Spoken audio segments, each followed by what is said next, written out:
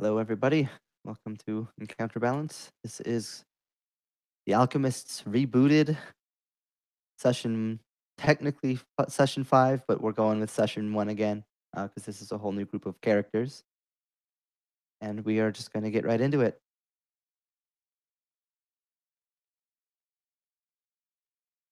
Each of you have received a letter recently asking you to come to a specific part nearby to you. It would only be a day or two's journey. From an alchemist known as Alesso. You would have heard his name before. You would be familiar with him as an alchemist, though direct connections with him would probably be pretty limited, if anything at all. You received word that he had discovered an echo, these kind of lost messages from a time long past. He wanted some assistance with trying to transcribe it to figure out what it meant and to ensure safety in numbers. He sent this message to each of you, given that you guys happen to be in the area, more or less. And you've begun your travels to meet with him.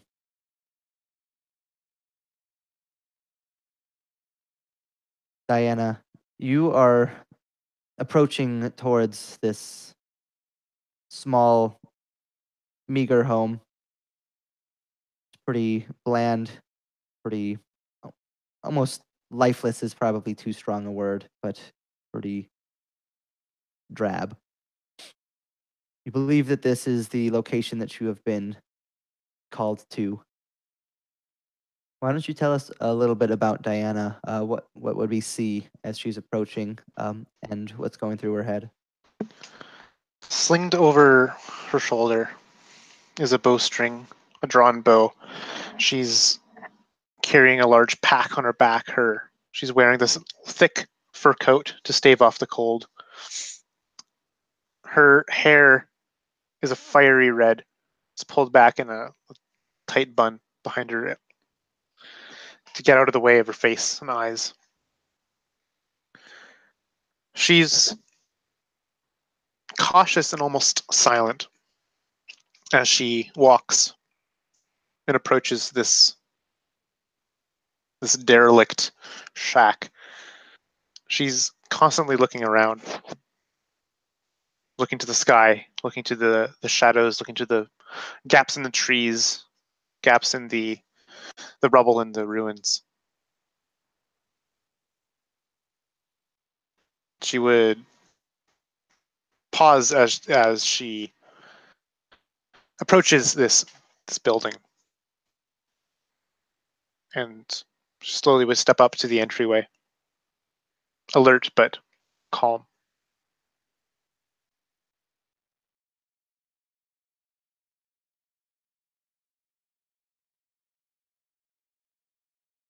And which character would Diana see approaching? Diana, I'll let you decide. Who's nearing at the same time as you? That would be Philip's character. All right, so is it Piyush? Am I saying that right? Yeah. So Would you go ahead and describe him and what's going through his mind?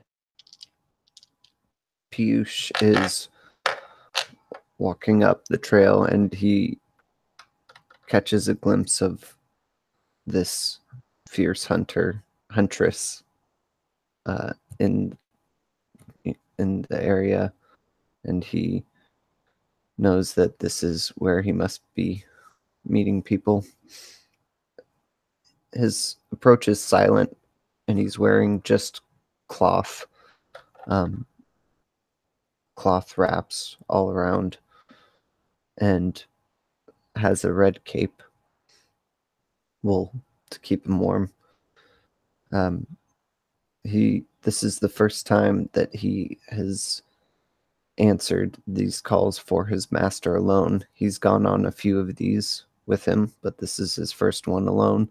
His master's getting a little older these days and not quite able to make such long journeys, so he's eager to prove himself and help in finding out about this echo.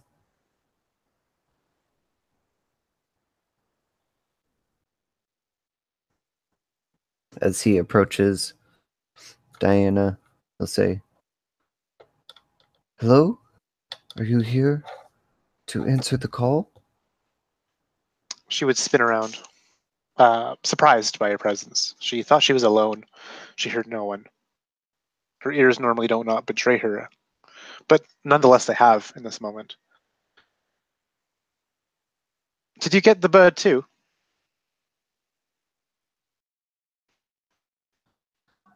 Yes, the bird came to us on a nice, cool morning. The waves were crashing in the distance. It was very beautiful. Despite her calm words, she is eyeing you up and down with a very keen mind, so to speak. She's looking at how you walk, looking at the way you say your words.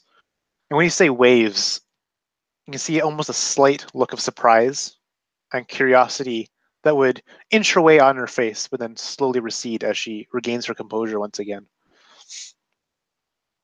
She would approach you. She would extend her hand to greet you. Diana, she would say. I am Piyush. Pleased to meet you, Diana. And as Diana looks you up and down, would she garner the suspicion that you are carrying some kind of weapon in one of your hands, hiddenly? I have only a staff and a pouch of darts. Awesome. Yeah. So like you're walking with this walking stick, and then she can see that both of your hands are they're not threateningly wielding a dagger behind your back. And so she's at ease just for the moment, at least. Did others get the birds too? Others got the birds. You hear from around the side of the building as a man steps out, walking towards you quite casually. Diana, Piyush. He repeats the names that he just heard you introduce yourselves to each other with. I'm Kaylin.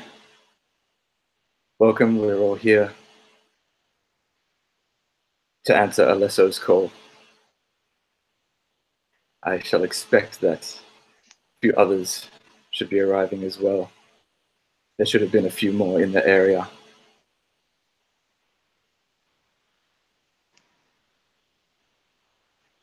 Have you seen any others? Have you seen Alesso? You two, the first I've seen all day. Curious. I would expect that he'd be here well earlier than any of his guests. Come. Let us take a seat while we wait. And he looks around to see. Yeah, there's a log or Diana's something. awkward at this point. This is probably her first rodeo, so to speak. So she'd be following your lead. So you say to get a seat, and she would look for a tree stump or a rock near this shack. And as Kaylin gets closer and sort of comes more into the light and close enough so that you can see that he's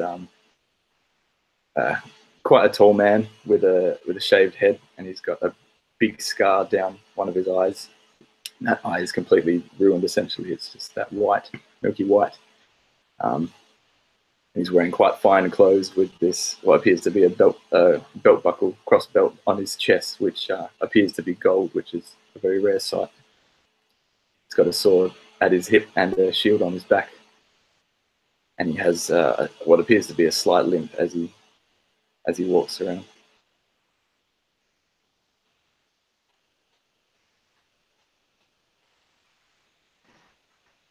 And Please have a Cyrus, seat. What? I see you are limping. Have you traveled far? Piyush shows concern about your limp and almost like goes to like touch it. He just smiles at you. Not far enough, I'm afraid. It's nothing. Shall we eat while we wait? I'm good. I'm good. I had some rabbit on the way here. Rabbit, yes. Yeah. Freshly Suit caught yourself. myself. Indeed. The trick, you see, is to catch them by the rear legs. And Kylan just gives you this look of knowingly, like yeah, he knows, but he's sort of what's the word, humoring you, like, is that so? They're Fancies quite himself a gamey bit of a too. hunter. Got a tang. Bit of spruce weed will cover that up nicely. I love a bit of rabbit. Piyush, can I interest you? As he pulls out what looks to be some sort of dried mushrooms. Oh, this is not dried meat? Yes, I'll gladly take it. Thank you. Very good. Hands you a chunk. Just starts eating and just chewing and looking around in silence, watching for others to arrive.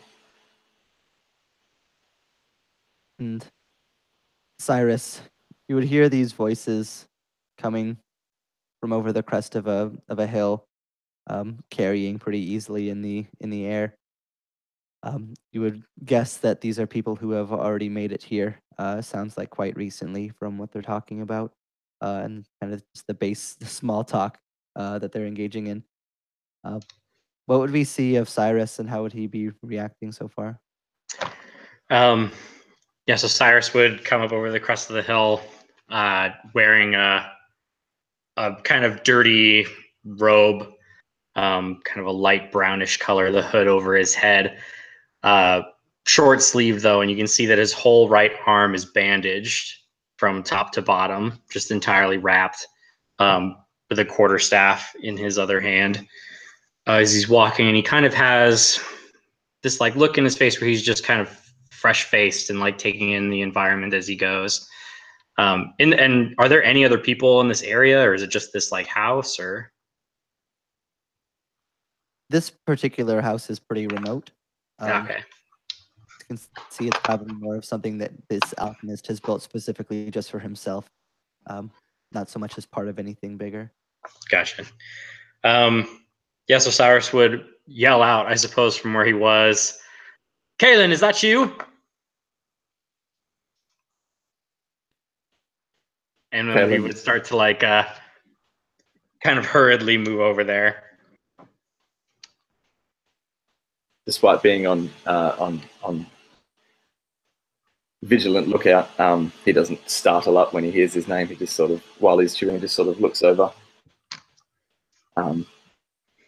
squinting to try and sort of make out who's come. He doesn't respond until he can see who it is. And what does he see when Cyrus comes into vision? Yes, Osiris comes into the vision there. He kind of gets up close and he goes, "It's been a while. I haven't seen you. I'm glad you see you're faring well." Cyrus? Yes, quite well, as can be, well as can be expected. Good. I'm glad to see it. And who are you all? I'm Cyrus Willow. And he like puts his staff kind of against him and reaches out his left hand to shake. Yes, pleasure to see you again. This is Diana and Piyush, as Kaylin sort of stands up and does introductions and holds Hello? out. Piyush grabs your hand with both hands. and shakes it. Oh, you're very strong. You'll be a great ally if we do end up working together on this. What do you mean if we do end up working together? I'm just being cautious. You know, I'm not sure what Alesso has planned for us, but I imagine we'll be working together. I just didn't want to jump to anything hasty. Right. Well, yes, pleasure meeting you too. And you are? So you would turn to Diana. I imagine that you would have a very distinct smell to you. If you're very keenly sensed, he smells like just like bad. Like you can smell it in the air that he's like almost like a slight hint of rot. Yeah, and so this whiff of something hits Diana's nose, and it's concerning, but like she hasn't quite placed where it's coming from at the moment. But she seems almost distracted by the smell because she's been out in the woods a lot. She knows that this certain smell, something you got to pay attention to. It's if there's something rotting around the next corner, it could contaminate a water supply, whatever, right? And so she's kind of looking for where this corpse may be, or at least smelling where it's coming from, and just distracted. Diana, yeah, and she would kind of begin to almost even sniff the air, just not really obviously or overtly, but just a subtle, just curious sniff of confusion. Well, Diana, it's a pleasure. And he would step forward and like reach out to shake, and the smell, you would smell it as he comes closer, get worse. And she would have this look of discontent, kind of just, and would very, very, very briefly shake your hand. Something very unstrong, just a little kind of flick of the wrist, and then kind of readjust her bag. You can see a few rabbits strung up on her side, perhaps for later or something. And she would, well, are there more? Looking to Kaelin. I can't presume to know how many birds were sent, but I was aware of roughly this number of our number in the area recently, so there may be a couple more, or perhaps just a Alesso. And she would, with one of her hands, kind of reach to just the cloth, the fur in front of her chest, and she would grab something over her thick wool coat, and she would mumble, "I hope so."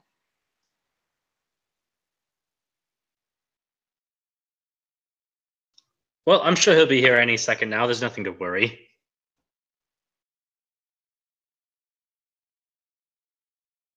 Yes.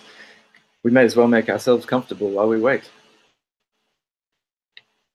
Cyrus, and he holds out some of the dried mushrooms to offer them to you.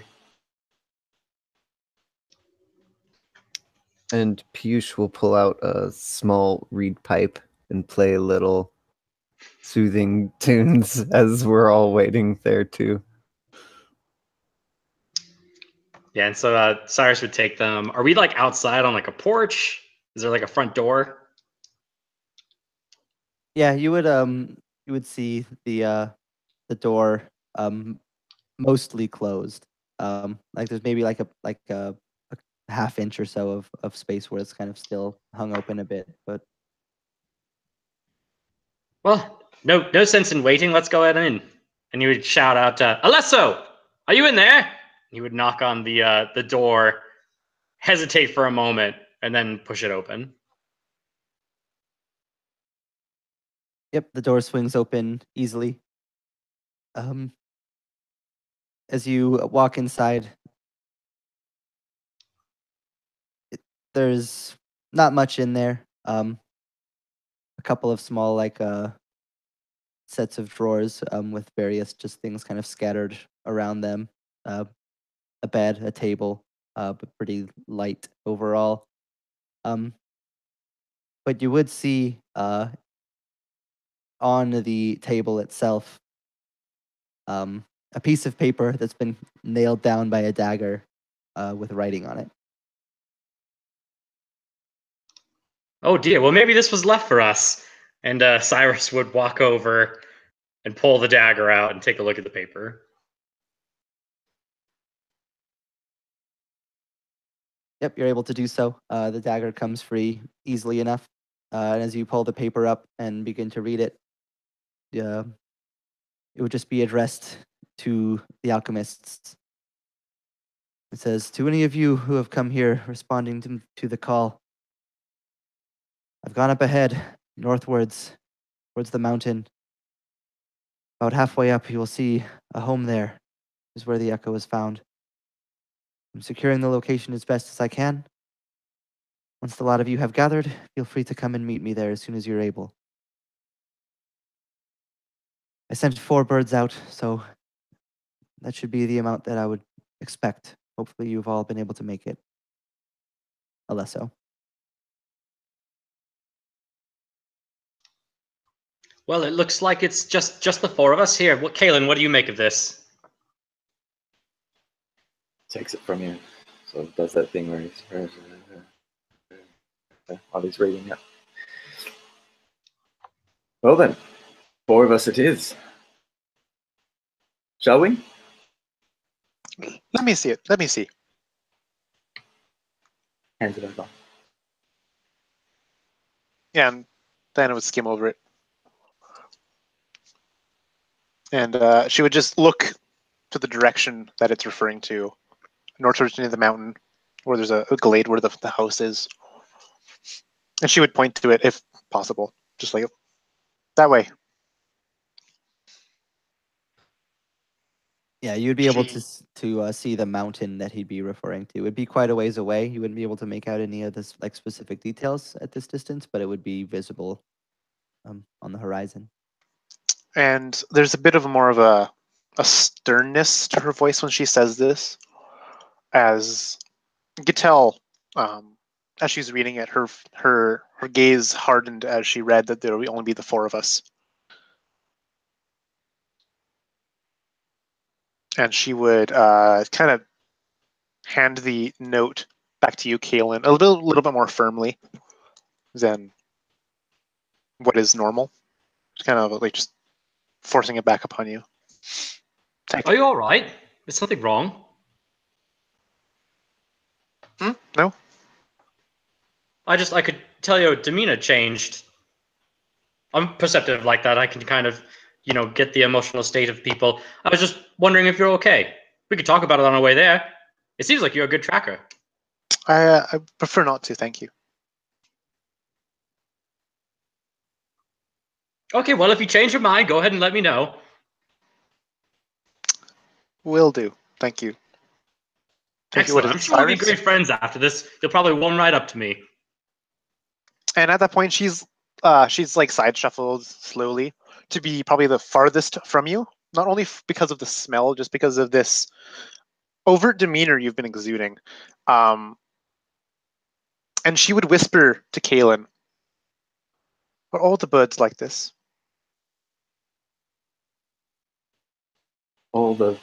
He leans in. All the birds, child? Yeah, the birds, the ones the birds find. Well,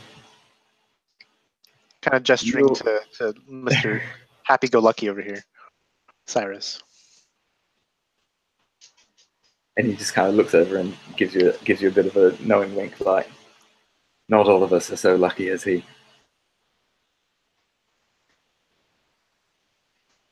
To enjoy the world as he does.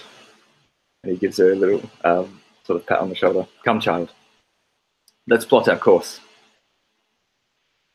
Yes, I imagine we take the slopes there, wind through the forest there, cut through up there, climb the hill, we get there easily.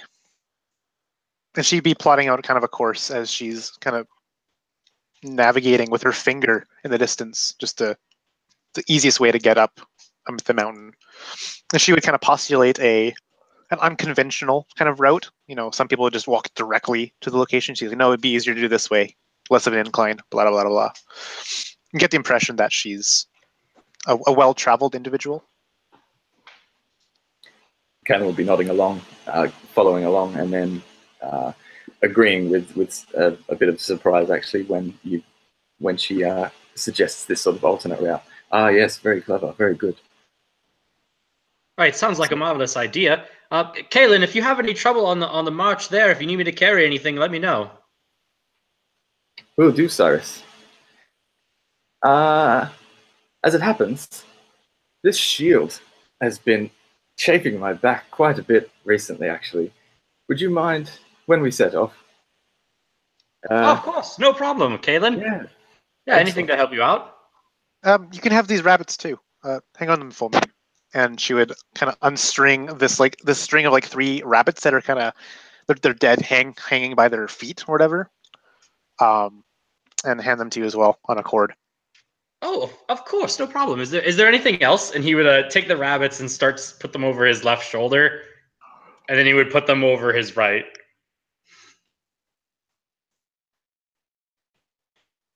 No need to trouble yourself too much, Cyrus, but your efforts are appreciated. Excellent. Well, I'm ready to be off whenever you are.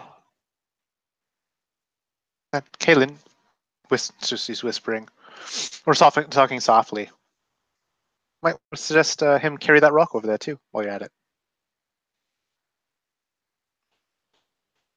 Come now, child, that wouldn't be fair.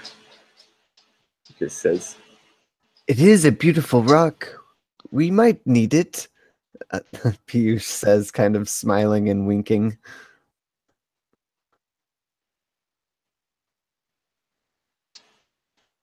And I think at this, Kalen kind of, his demeanor, it's himself changes slightly. He kind of wants to nip this in the bud before it gets a bit too silly, because we've got some serious shit to deal with here. So I think he says, brushes it off in a way where he just says, nonsense, and just sort of walks away. Doesn't make too big a deal of it, but tries to make it clear. No, that's enough of that part. And Deanna will give kind of a snort laugh, not like a forceful air, little puff, a little bit of a smile, and would begin to kind of follow you leading off, maybe even abreast or right behind you, leading the way as a trailblazer herself. Yeah, Kaylin would definitely invite you to walk either next to him or even slightly ahead, and sort of let you take the lead if you're willing. Yeah, she'd do so. Your course, you trailblaze. We're right behind you.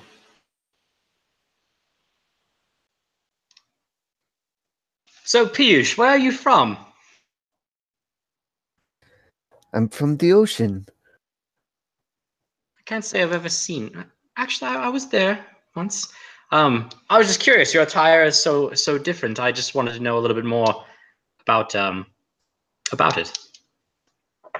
Are you a fighter? Are you like a sparring man? Fighting serves few purposes. It's only done when absolutely necessary. So I would say, no, I'm not a fighting man. Oh, good. I'm glad to hear it. Me neither. Fighting is just overrated. I think it's best to work things out just, through proper communication, really. Whenever possible. I fear those birds might have gone astray. But, let's stay wary. There could be ever trouble on the road. We just need to be prepared for it. Not everyone is so willing to not be a fighting man. That's true. May I ask, what happened to your arm? His demeanor instantly changes. I don't want to talk about it really right now. It was just an accident, nothing big.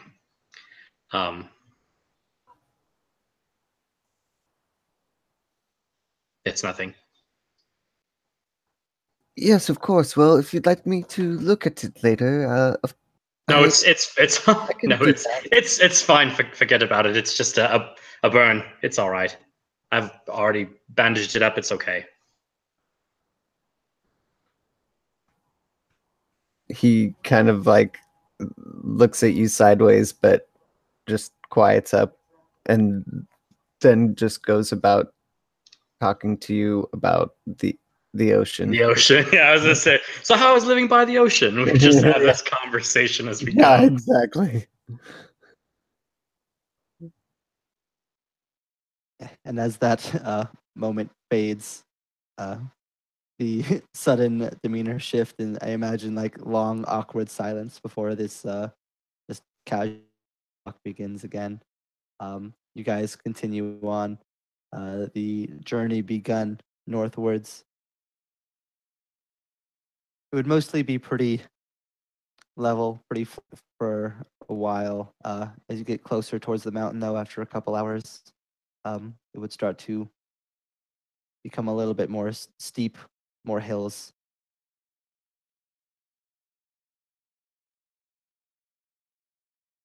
And not too long before you guys are nearing the mountain itself. Now, Diana, you said that you would kind of were trying to scout a trail up. If you'd like to make a survival for me, kind of see what you can see. Sure. It's not her first radio in the bush, so 19 on survival. Yeah, so it seems like your assessments from before were pretty spot on. Paths that you imagined would be there based off of what you can see, and your hold mostly true, and you find a way starting to go up that's not quite so steep, jagged as some of the other options might be, and would begin to lead the party in that direction.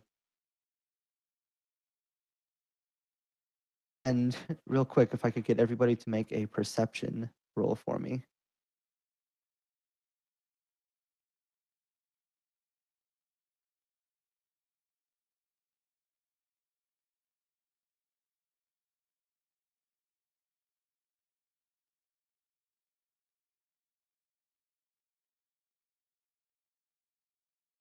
Diana, maybe it's just because you tend to be most wary, the most distant per se, the most conscious of the potential for threat. You would just, for just a moment, feel that feeling, just that strange feeling on the back, like in the back of your skull, like somebody's watching, and then you turn. But even with that, uh, with your awareness, you're not able to see what, if anything, actually caused this. It's gone almost as quickly as it came. And she would turn at this instinct. She knows to trust it. For the most part, it's never done her wrong. And Kaylin probably would see her just quickly stir and turn around, looking off to the side. She's intently listening, and she would like press her finger to her lips to silence you. And Caleb would motion to the two behind them as well. Shh, stop. As he tries to listen and look as well. And I don't think he can hear anything. What is it, Diana? I fear we may not be alone.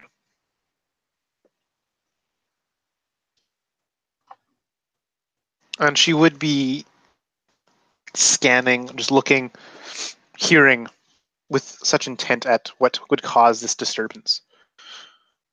Trying to pinpoint it, locate it, or clarify that it has just passed. You know, it's no longer. Do you think present. someone's out there? It's probably just a bear or an elk or something. Nothing to worry about. Oh, I've seen bears. I've seen elk. It's not quite like this. And she would stray from the path, one step after the other. Diana, where are you going? You shouldn't go off alone. She's unsheathed her bow. She's knocked it. She's strung it. She's got an arrow ready, not drawn, just held in place. Kaylin, have you met Diana before? Does she always overreact like this? No, he says as he pulls out a small hand crossbow, opens it up and loads it as he's watching her, not looking back to Cyrus. The first time I've met her, and he begins sort of stalking forward as well to help her try and see if we can find what she sensed. Do you want your shield back? He just ignores you and keeps moving.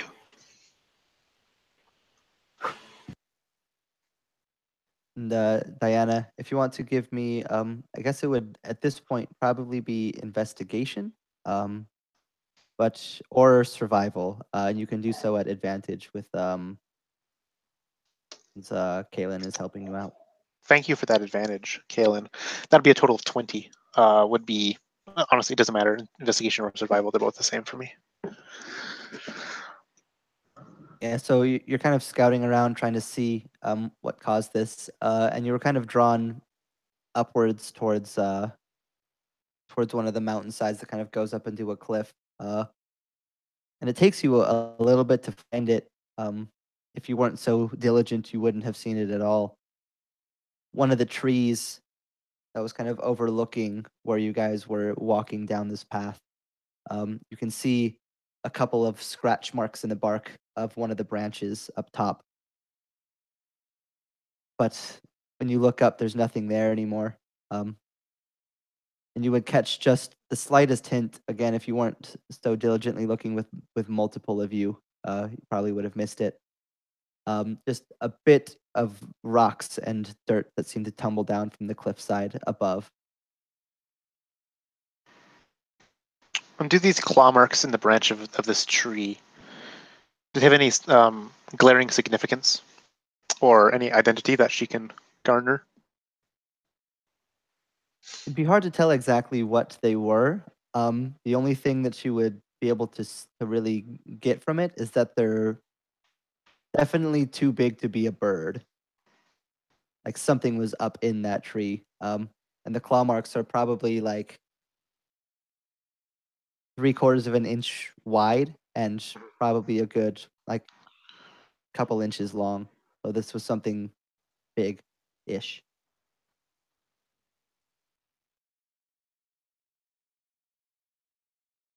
And so she would point to these marks, these claw marks in the upper reaches of the tree. A great beast up there. Or at least once was. I fear it was watching us this whole time.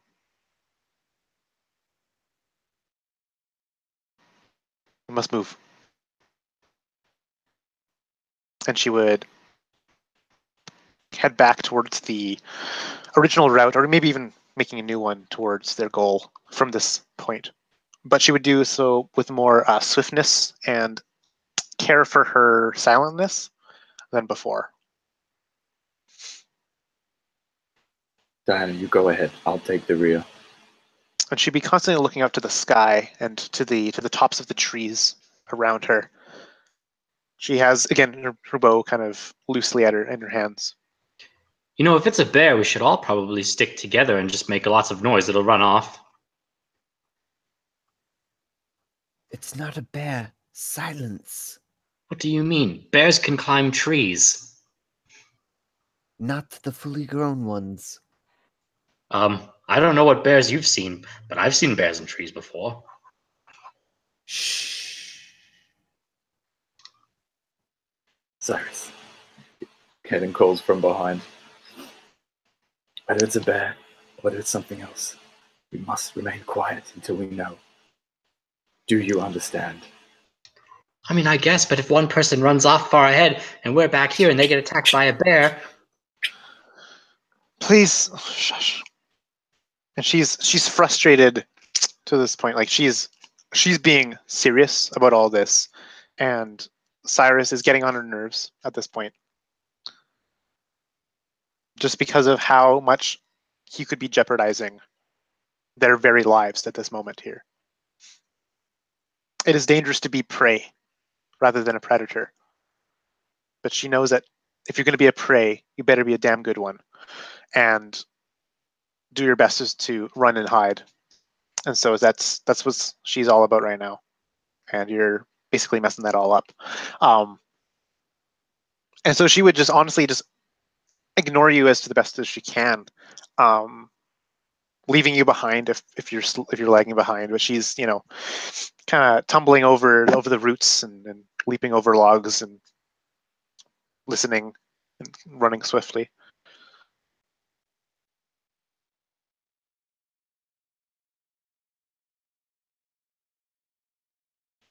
Is Cyrus still going on, or is he sort of chilled out a bit? I think I've agitated her. Do you think I've agitated her, Kaylin? I think you may have, Cyrus. Oh, well. Out of respect, I suppose I'll be quiet, but I still think this is an overreaction. No harm done. But that's the point. Let's remain unharmed and be silent until we know the truth of this. Agreed? I mean, sure, I'll be as best I can, but Good lad. the noise that my pack and armor makes, I can't really help it. Hurry along. Did you hear some clanking of metal from his armor and jostling from his pack? The shield won't be helping, will it? Yeah, he has his own shield. They clank together. It's not ridiculously loud, but it's not quiet and stealth. I think with that, actually, Caleb would sort of come up and take his shield back off you just to minimize it a little bit more. So he's got his shield on his arm and he's got his hand crossbow in the other hand, and he's sort of watching our back as we're moving along.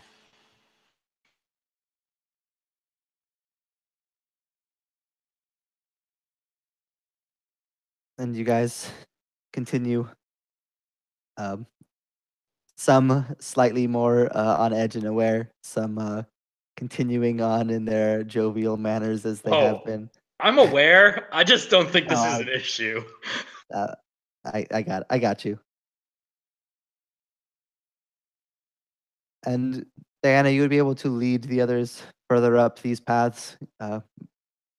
Your skill, able to kind of track the optimal paths. Always being aware of the above, though, as you mentioned. And it wouldn't be too much longer as you guys kind of wind around one side of the mountain, up one of the paths, that you would be able to see. It's quite a ways up still, so you'd either have to climb or continue to kind of wind your way up. But you would see a large building that's been cut into the side. There's clearly part of the mountain that's been cut into to give it a level standing ground. It's almost like something that you would see in the old world, which is not too far off from here, anyways. It's very extravagantly built. Nothing that people nowadays would be able to build, though the signs of time, just like the buildings in the old world, have clearly worn this place down to something else.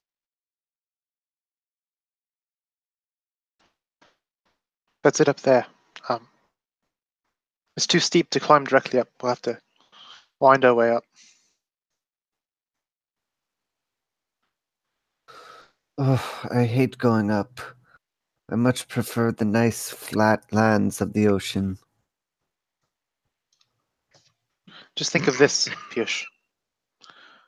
Once we ascend, it will be much easier to descend, too. I wasn't aware there was land in the ocean. Land by the ocean. Oh, of course, yes. Dana just snaps you a look. Just kind of a really kind of look. And she would just begin to, again, lead the way up to this this old world ruin. She would take a deep breath before she heads out. She's heard kind of tales and stories about what dangers the old world can bring. It's a different beast entirely than the dark woods she calls home. But she steels herself, and then she continues onwards briskly and with great athleticism, almost just climbing up this steep, winding path in strong steps. And you would be able to lead the others, pointing the way where the best footholds are, where the easiest would be. And then one more time, I would like everybody to make me a perception roll. This time will be at disadvantage.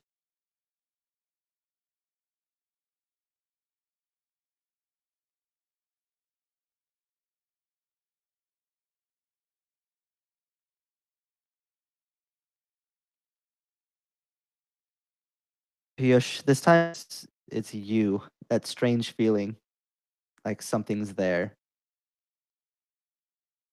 Your eyes kind of snap up to one of the trees. But again, by the time you've looked up, if anything was there, it's gone. And if you took the time to confirm or ask Diana to do so, you would once again the same set of claw marks in that tree as well. Diana, there, did you see it? You're right. Something is watching us. We must move. She looks to the spot you point out. It's a sigh of just determination she exudes. Come on, move. Faster, Briska. Let's not tally you. Yes, let's go quickly. She would motion to everyone to hurry the heck up and continue up. But still, even more wary than she thought that perhaps they might have lost the beast, the Watcher. But it's evident now that they have not, and so she's very, very concerned, at the least.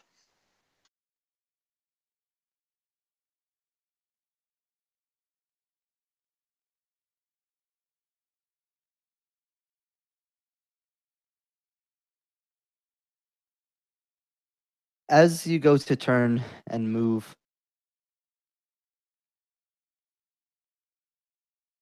Callan, before any of you see it, you just look up at the last second towards the tree nearest to the one that Diana and Pierce looked at. And you just see a flash of black. And suddenly, an exceptionally strong slam and sharp pain hits into your shoulder. And you have sadly been critically hit by this. And you are going to take 19 bludgeoning and piercing damage. Ah! I And reckon it just suddenly, you're knocks able him to see prone. it. This strange, it's almost like a panther, but with these tentacles that seem to come off of its back. This strange shadowy form. No beast like you've seen. There's kind of a weird elegance and intensity to its movements. Like this is clearly not just a bear or a panther. And even looking at it, it's almost like looking into a shattered mirror. Like pieces of it seem to be scattered around your vision. Like it's hard to even pin down exactly where this thing is. And we will roll initiative. What was that? Diana wheels around, seeing just Kaylin get concussed by this projectile.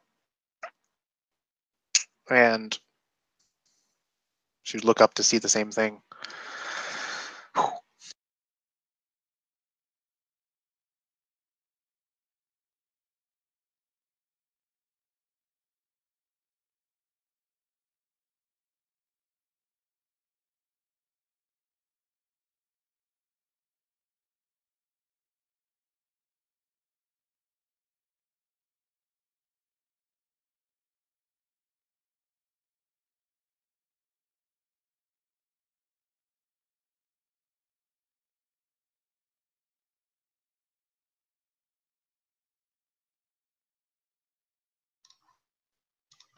So there's 6 or 7 of these.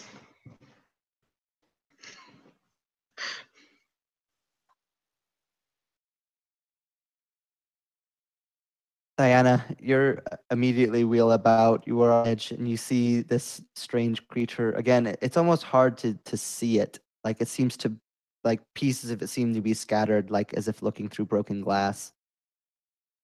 But it's there, at least enough to pin. It's nearby to Kalen, where it has just smashed him with one of these strange spiked tentacles. So it's in melee, just in front of him. Yeah, it's Yeah. landed right next Cool. as it came down. Yeah, so she would stagger back, gaining some distance, running to behind some, maybe by the cover of a tree nearby. As she wheels back, she's knocking and drawing, and she strains against the bowstring, pulling back the bow, and fires it at the beast. And the attack at disadvantage. Ooh. Okay. Well, thanks for getting rid of my critical. That would be a 17 to hit. That is a hit. So this arrow does 12 points of piercing damage. And she would like to take cover behind this tree.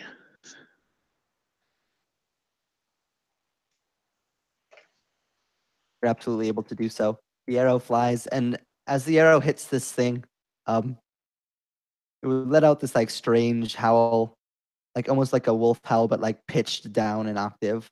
Just weird, unearthly sound. But as the arrow hits it, this strange effect, making it difficult to see, fades for the time being, and you can see it as a single creature in one spot. In her times living in the dark, haunted woods for most of her life, would she have encountered this kind of beast ever before? Or at least heard of it? Why don't you roll me either nature or history? One of the two. It'll be 17 for nature. So, never seen one of these before. Heard weird stories. It wouldn't even be too much more than perhaps just like folk tales from towns that you've been to. These legends of these strange creatures that are hard to pin down, but each story that you've heard, they all say similar things. That this creature is one that's smart, it's intelligent, and it's calculating. That it's not a beast, but it's almost a conscious mind in a beast's body. And so I would yell that out to my 3 companions. Get back, there's no mere beast. A cunning, vicious demon in a body.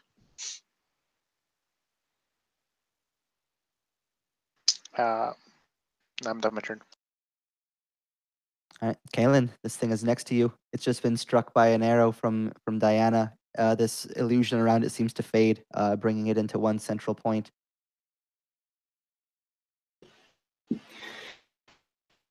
I imagine that he got driven face down when he got struck on the shoulder from this thing. And he hears the thunk of Diana's arrow into it. And he turns over on his back and sees this thing and sees it sort of coalesce into a form that his eyes can actually track. And instinctively, he reaches his hand out towards it and utters a binding curse, grips his fist, and cries out in pain as he does so. And the creature makes a strength saving throw. DC 15. Sorry, 13. Got an 11. What happens? Speed's reduced to 0. and you can keep trying to remake the save at the start of each of its turns. Once successful, then the curse ends, but speed is 0 until then. Does it look like anything happens, or is it like an imperceptible effect? Like, what would the others So see? it's What they just so they would maybe see. No, I think it's mostly imperceptible. Yeah, they would notice that I'm sort of crying out in pain as I do it as well, and I think the creature would flinch and sort of just be physically bound. And that was an action. That's my bonus action actually. So then I will get up and go over and try and stab the thing. Let him have it. Will not be with disadvantage anymore because the illusion is dispelled. 15 to hit. Yep, that hits. 7 piercing damage. As I come up and stab this thing in one of its shoulders. Yeah, it would let out another strange, unearthly low howl. You can see it tries to move it to pull its feet back, but its own limb against themselves as it tries to uselessly back away from you after you strike it. Able to do so from your curse.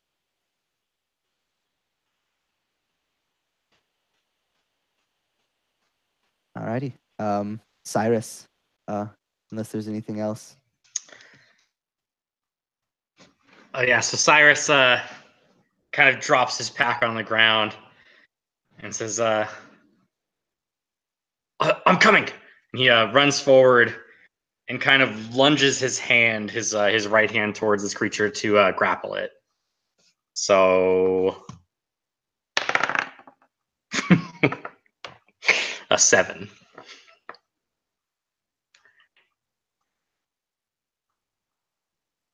Yeah, you try to grapple this thing, but it's stronger than you thought. Even for a creature of this size, you expected some strength, but it seems to put up even more, perhaps, than you had anticipated.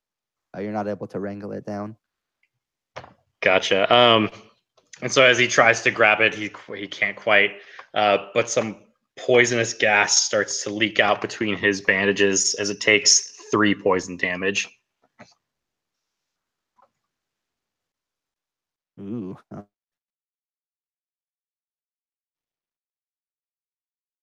Despite the chaos, the stench overpowers Kalen's nostrils in the midst of the fight.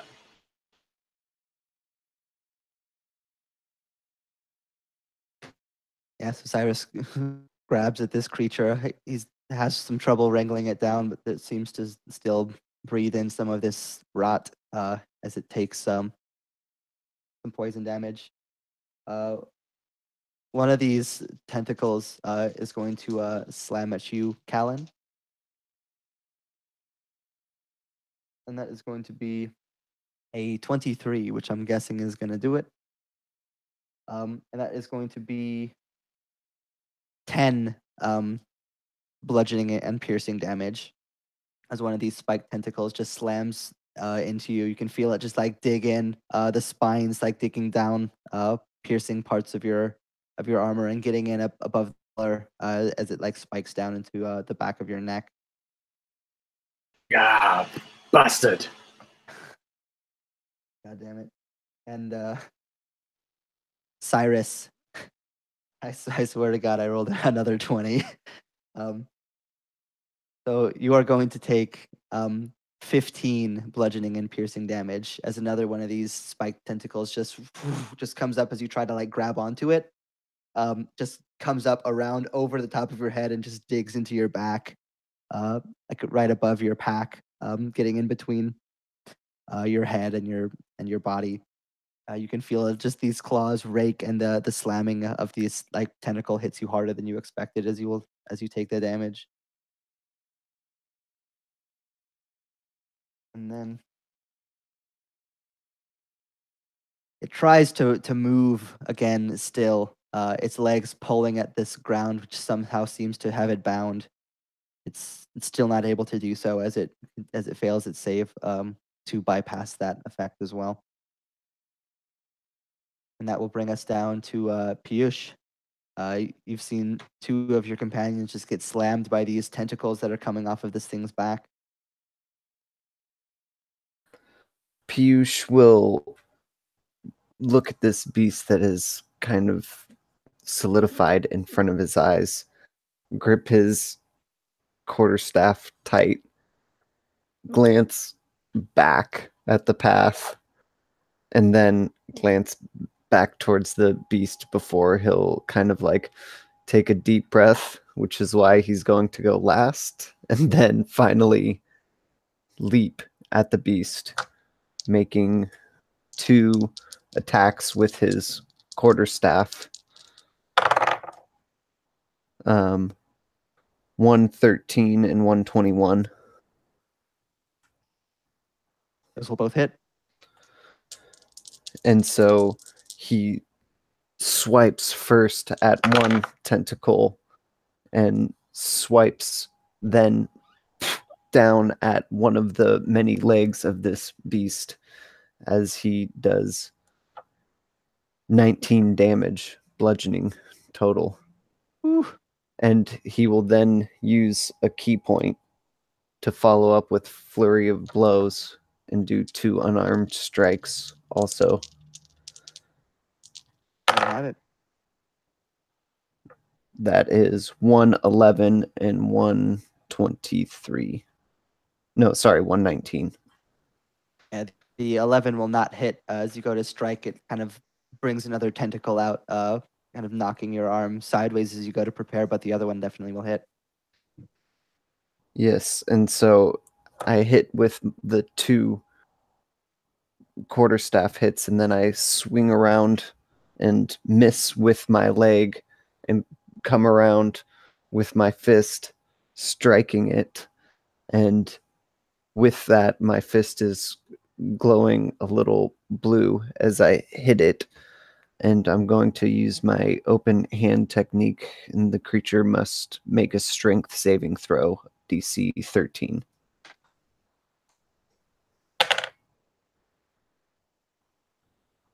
And he's going to take 12 bludgeoning damage also.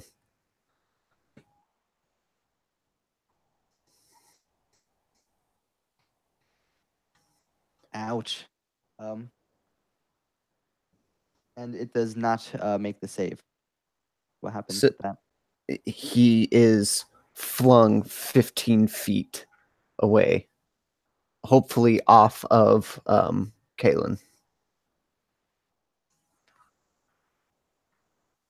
So, And- quick question for Kalen then. With this bound curse, is it just not able to move, or is it literally stuck to the ground? Yeah, it just mechanically just reduces the speed to 0. So I think we can think of it like it's bound and unable to move, not to that particular spot.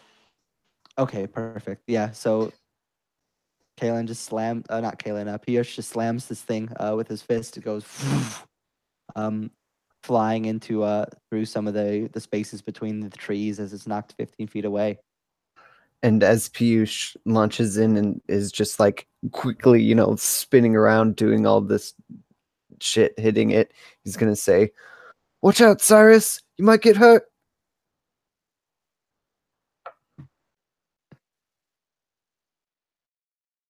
Diana, you've seen the thing lay some good hits down on your companions, but it's been sent flying away by Piyush's horse. And yeah, Diana sees it struggle to even get back on its feet. It seems almost immobilized by whatever strange magic that Kaelin invoked. But here in this moment, it's time to seize the opportunity.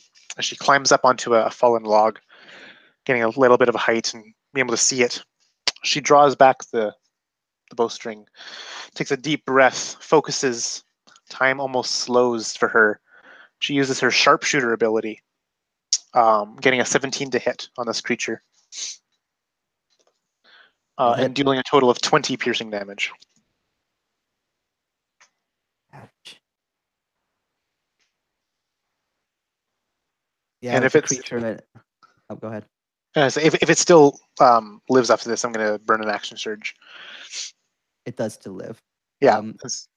The arrow gets it in a weak point. It's on it's like on its side, trying to figure out how to stand up. Takes And that will a heavy be hit, but it's still another focused shot for an 18 to hit. Will deal 21 points of piercing damage. God. All right. What does it look like? For others, just 2 arrows just out of nowhere. One to the chest, one to the head, as it starts to bleed its black blood on the ground. But to her, it was, she could see the snow almost hanging in the air. The dust and the dirt stirring almost still just for a moment.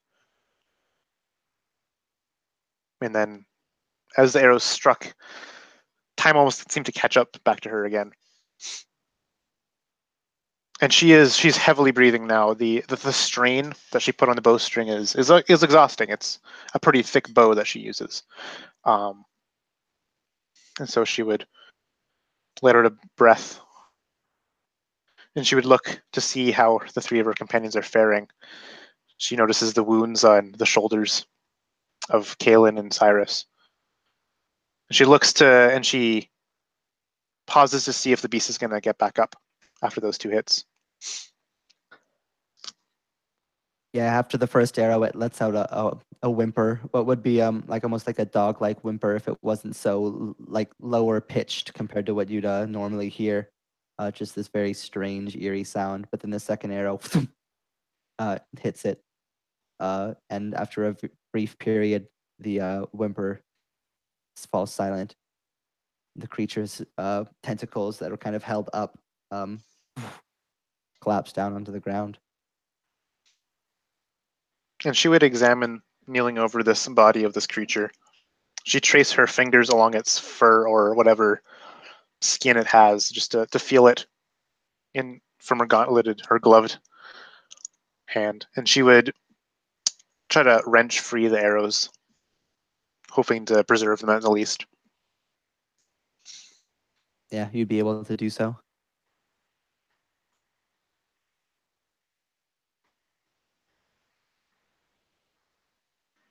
And she would with the bloody glove that she has, she would kind of dab it into the flesh of this creature and give it a sniff.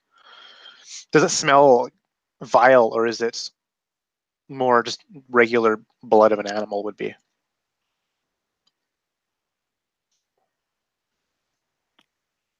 Yeah, the consistency of that would immediately be different than you'd be used to the feeling from a creature like this. The blood does not run as smoothly as you'd expect. And if you were to kind of bring it up and examine and smell it, as you say, with your experience, be able to immediately tell that this is not just this is not a beast. It's not even a beast that's been like corrupted. Like this is kind of like its own thing. Like this is how these things are made, but there's still something like off about them still. And so as she's got these 2 bloody arrows in one hand, the blood-soaked glove in the other, she looks to the 3. No, me a beast. It's meat tainted, far beyond use. Glad we Yes, survived. that was a nice shot, Diana. But I say we burn the beast and purge it of this world. She would nod. Cyrus, As she wipes her glove on the snowbank beside her, trying to smear off the blood. Cyrus can do the honors.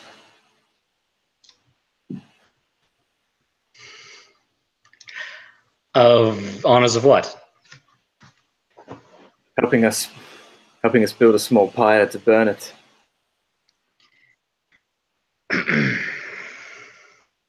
Here is your beast that was not a threat. At least it's a good thing we were all together. We handled it all well. And he turns to Piyush and he says, "You definitely look like a finding man to me." He does at that. But Piyush kind of blushes and just doesn't even say anything but looks to the ground. almost ashamed. I'm not one for fires and all that. I'm not very good at it. I'm sure Diana would probably do better at that than me. Like as you say that, she's already like beginning to collect tinder and other debris and other kind of fallen logs and wood of this forest area, and beginning almost building a pyre as you speak. But I can heal our wounds, and he would reach over and kind of loosen up part of the bandage on his arm, and some green fluorescent spores would start to come out. He would tell you, just trust me and breathe them in. And so like this cloud would start to appear. And so I'm using the second level spell, Healing Spirit, and basically healing us to full. Dear God, I think you might have a fungus on your arm. Cyrus, do you know? I don't really want to talk about it. Is he like, it's like breathing it in? You can't tell us to breathe in your arm spores and not talk about it. Well, I mean, you're not hurt. You don't need to breathe them in, so it's none of your concern really right now. Right. Well, I would stay away from those if I were you. Might be contagious, guys. And he'll just kind of like And edge away. does Kalen breathe them in? A contagion's the least of my worries. He takes a big, deep breath. It smells very fresh. Surprising. Like, yeah. Yeah, nothing tainted or anything wrong about it. I think he takes a reasonably tentative breath at first, and then when he realizes it's actually quite fresh, quite fresh and refreshing, he takes a big, deep breath through his mouth, and visibly sort of stands up a little straighter and instantly feels a bit better. How intriguing. You should chronicle your feelings.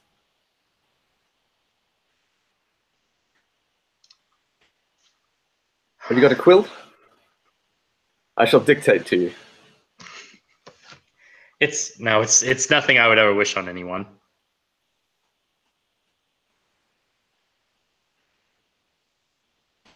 And Kalen sort of looks in at Cyrus.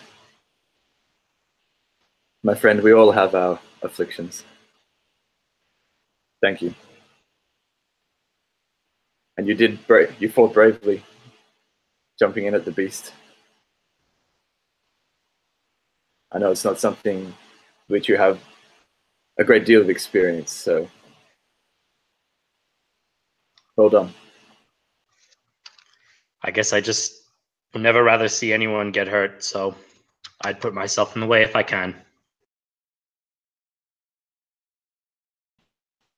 Very good. And keep in mind, he pushes the point one last time. Remaining unseen from enemies can prevent that entirely. Just pats you on the uninfected shoulder, and turns to wipe his blade.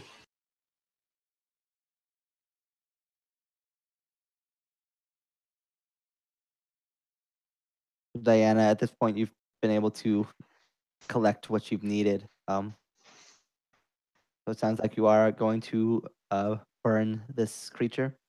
Yeah, and as Diana makes a fire and starts to get it cooking, she'd be muttering, almost reciting something underneath her breath, something that if you're nearby you could hear. Fire to purge the shadow, to purify the spirit. Fire to purge the shadow, to purify the spirit. Just muttering it to herself, just cementing the words. She would have, the great disgusting beast kind of laid upon this bed of logs, and it begins to cook and smolder and purify.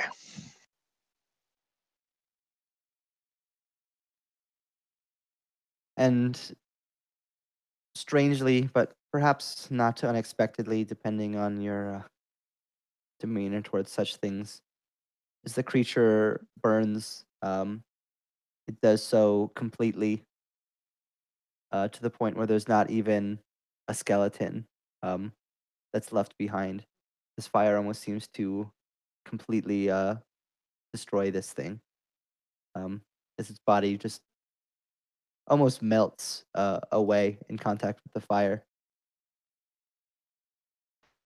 Diana's just gazing into the flickering flames.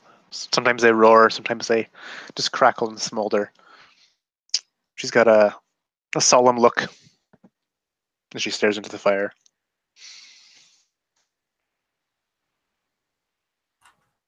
Let's hope that was the only one. And may it never rise again. From what I've heard of them, they travel alone. They hunt alone, but we'll see.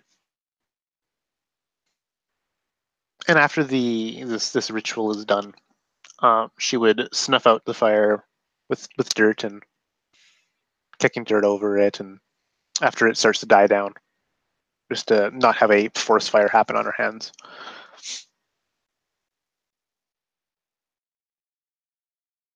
And you're able to do so easily. The fire gone as quickly as it was started. No trace of this beast other than the ash and singes on the logs left over from the flames. Nothing remains, and the silence returns.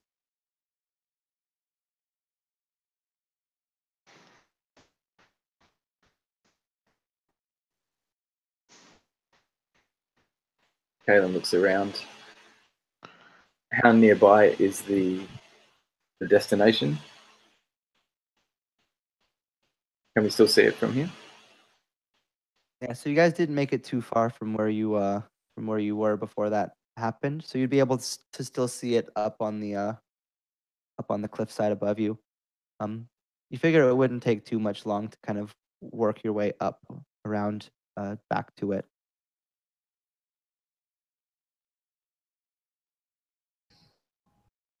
Let us press on. Agreed. Yeah, Diana heaves her pack over her shoulder once again and begins to set on their way. And then she pauses after a few steps. She returns to the ashes of the pyre, climbs onto one of the extraneous logs on the sides, and in the ash would draw a symbol in it with her gloved hand. A long arrow with a crosshatch halfway up its haft. Close her eyes, and then she would return to continue and lead the three on their way up this mountain path.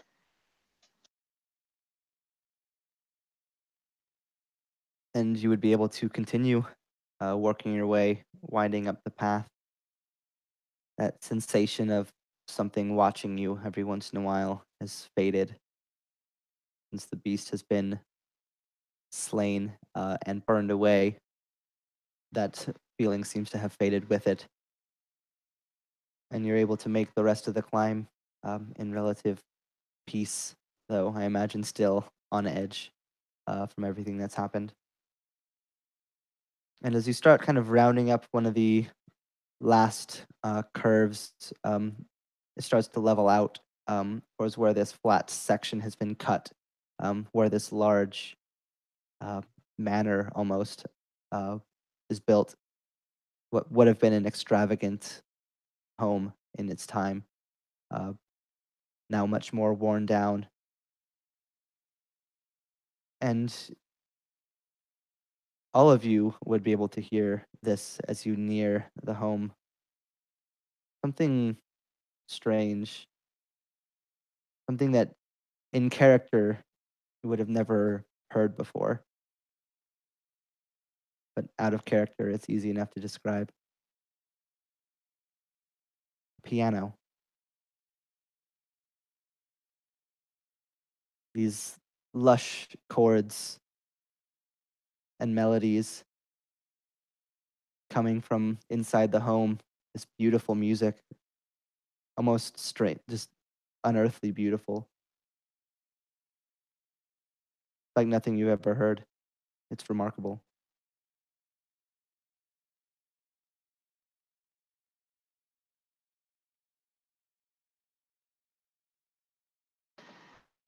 Listen.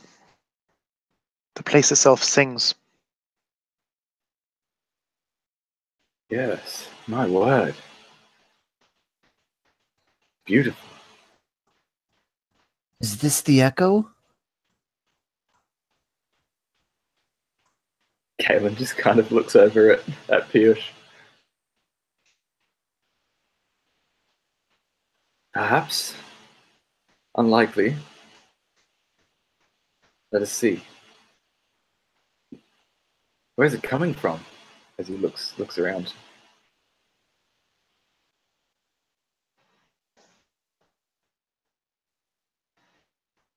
It's pretty clearly coming from inside the building.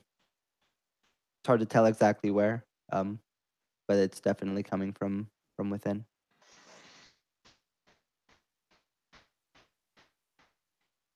And drawn over to it, Caitlin would walk up to the building and try and peer through a window or something like that. See what he can see inside. This building is much bigger than any of the shacks and small villages you'd be used to in other places. You can like pull in through some of the windows, but there's many more windows on this one wall than you've seen in basically any building outside of the old world. And you're not able to find exactly what's causing this from outside. You can see, a hallway or an empty room through some of the varied windows, but it seems to be coming from further in. What is such a building doing outside the old world?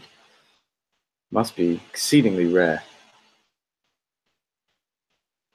Such structures. He's just sort of talking to himself as he's trying to look through and see. And he looks back to his companions. Diana is close-eyed. She's listening to the piano. You can almost see her not swaying, but just almost engrossed by the music. And she would say, "The echoes hold many secrets for those with the ears to listen." And she's listening to this piano, trying to hear what it has to say, what it's singing to her.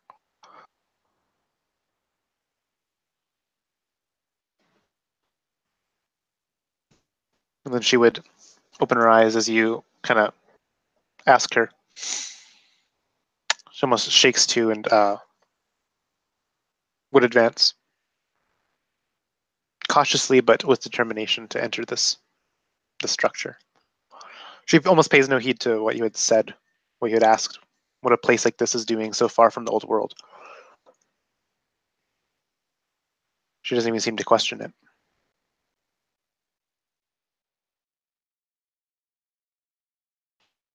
Piyush. Let's enter. Cyrus and Diana, you stand watch a moment. We'll let you know when we're inside what we find. Call you in. I am right behind you. And she would begin to you can see her mouth begin to object to that as she would eye Cyrus as you say that. Like looking between Cyrus and you, Kaelin. She almost just a little brief, subtle shake of her head.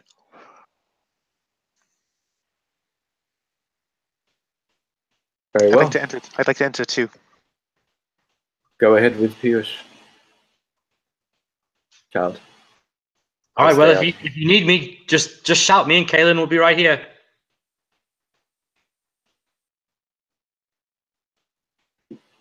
And she'd be happy at this, and would enter astride with Piyush, this cathedral of the old world.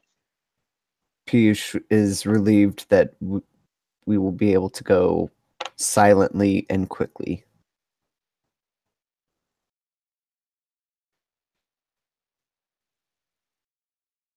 And as the two of you approach towards the door, this large, elaborate door to this mansion on the side of this mountain, the music growing ever so slightly louder the closer you get,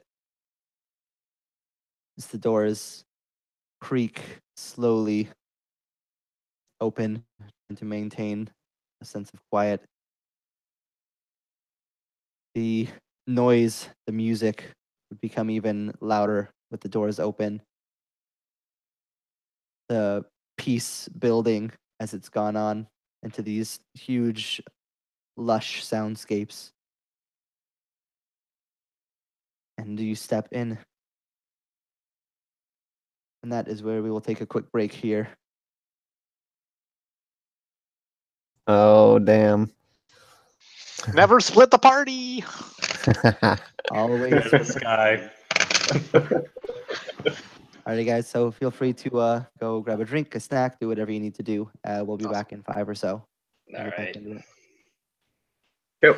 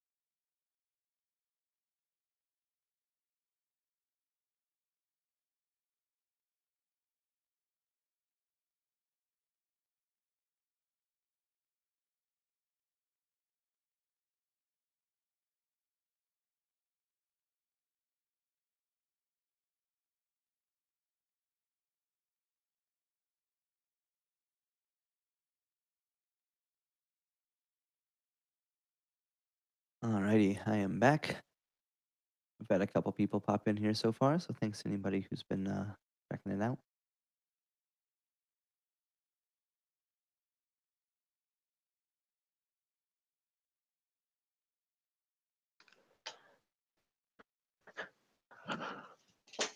Hello, hello, everyone.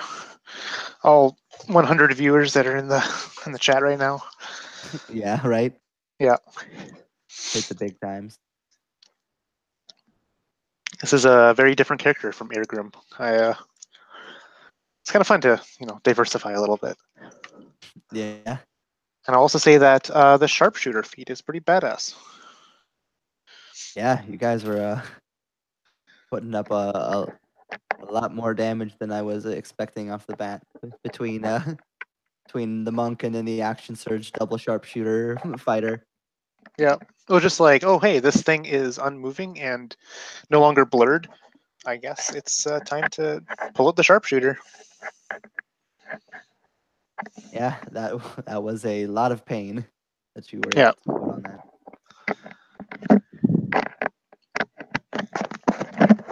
Yeah, that was the first shot. You're like, oh, this thing's very blurry and it's going to be disadvantaged. I'm like, oh, okay. I guess I'll just do a regular shot. Roll max damage. Good enough. That'll do it. That'll be passable.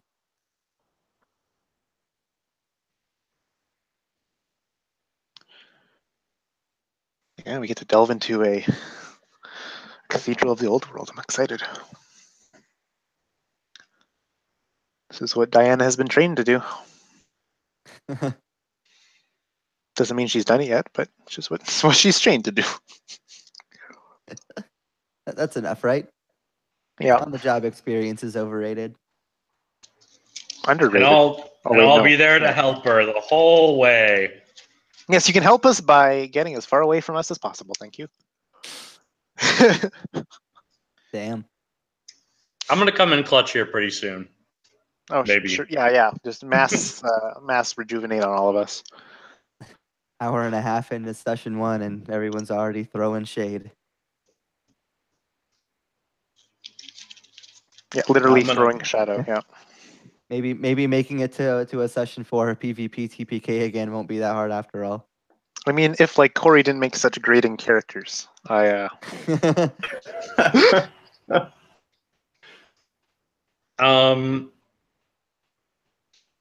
You were kind of overreacting in the first part, gotta say. No, just gotta say, she lived in dark woods where things scarier than that creature prowl. So I think her reaction was pretty tame. Just saying. Just saying. It's fun playing a ranger that isn't a ranger. Honestly, that's the fun part here.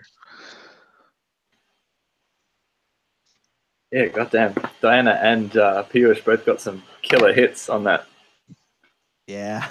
beast. Freaking laid into that thing. Yeah. I'm hoping that you guys will trust Diana and her bow from now on. I was worried for a second. It's like, man, this thing has like a lot of HP for like a bunch of people who all just have like, one attack per round. And then you guys just like melted it. Yeah. Piyush with like swarm of fists, and I'm like, well, Yeah. this arrow looks like it'll hurt. There you go. I was getting worried there. I was glad it was bound because I was going to have to pretty much retreat and start using the crossbow. I got a couple of pretty big hits. That heal That's just spell. because it just rolled 2 crits, so that's why it was dangerous. Yeah. Yeah. And the first crit, it was like almost max damage on the regular dice, and then like 75% damage on the crit damage part 2. So like, it was like a really particularly nasty hit. It made sense as well. It had well and truly the home court advantage. So. Yeah, that grasping thing came in clutch too, because the blurriness is supposed to return on each of its turns, but if it has no move speed, then it doesn't get it back. So Oh my god, that's super clutch. Yeah, I was wondering about that. I'm like, I thought it's blurry, but no, you're like, it's not. I'm like, cool. Time to skewer its head. And that's exactly what happened. Yep. One of those moments where the party has the perfect tools for the job, luckily. Yeah. I'm gonna bow and arrow solve most problems. So All right. Well, it looks like we're all back and we're all settled in. So we will go ahead and get back into it. Diana and Piyush. The doors creak open, the sound of the music growing louder with one less wall in the way. As you make your way slowly into the opening room of this, what's practically a mansion, I imagine moving quietly as you go. You would hear this sound, this music, is coming from above you, actually. Seems as though there's a second floor somewhere, uh, or a way to get to a second floor somewhere on this level, and that whatever is making this sound seems to be in the room above.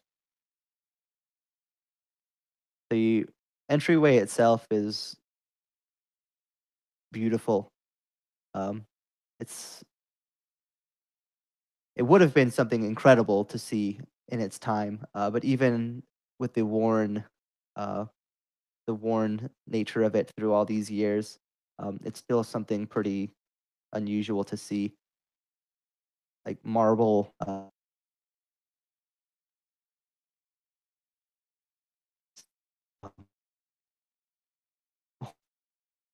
Very moment picking on marble walls.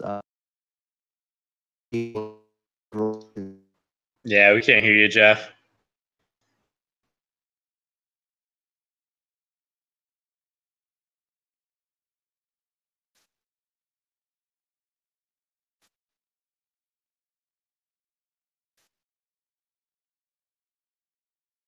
Is that any better, or am I still bad? Better, yeah. All right. So I don't know how much of that you guys caught, if anything. Marble floors. Yeah, Yeah, marble floors. I heard the word marble, and then that's about it. Yeah.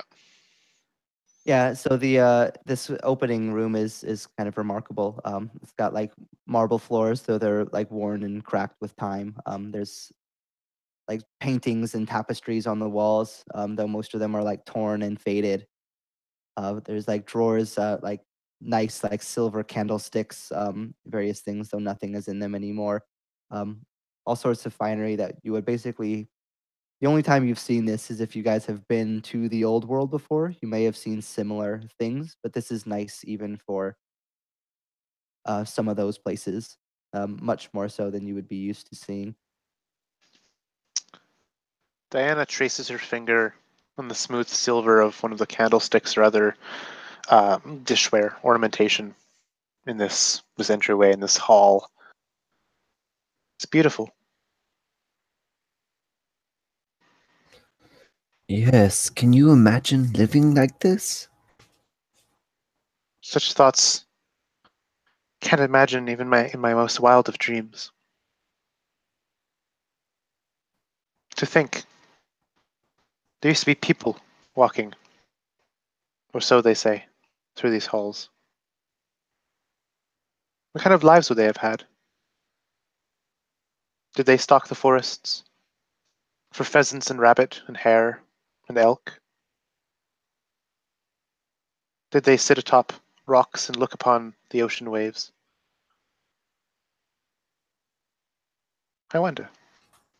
I imagine if they lived in a place like this, they stayed here and I listening to too would this say. music, danced. I wonder And where it's coming from. She's like looking up to find out where it's coming from. exactly, we're both kind of drawn to look for where it's coming from.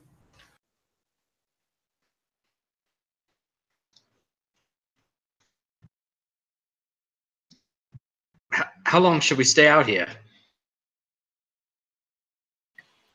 Well, just long enough, I should think, says as he's trying to see if he can still see them inside.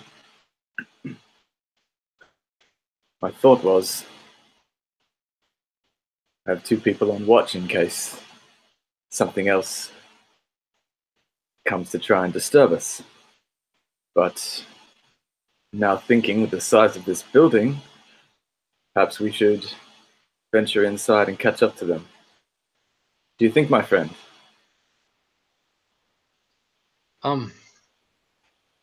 Yeah, I guess I don't know. Whatever you think.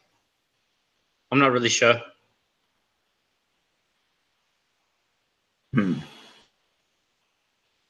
I mean, we said we were going to wait out here, so if we can't find them when we go inside, and they try and come find us, and then we miss each other, that would be bad, I think. Do you know, I think you're right. That would be bad. And it is likely. We'll stay put. Tell me, as he sort of looks down at your arm, did you manage to save your village?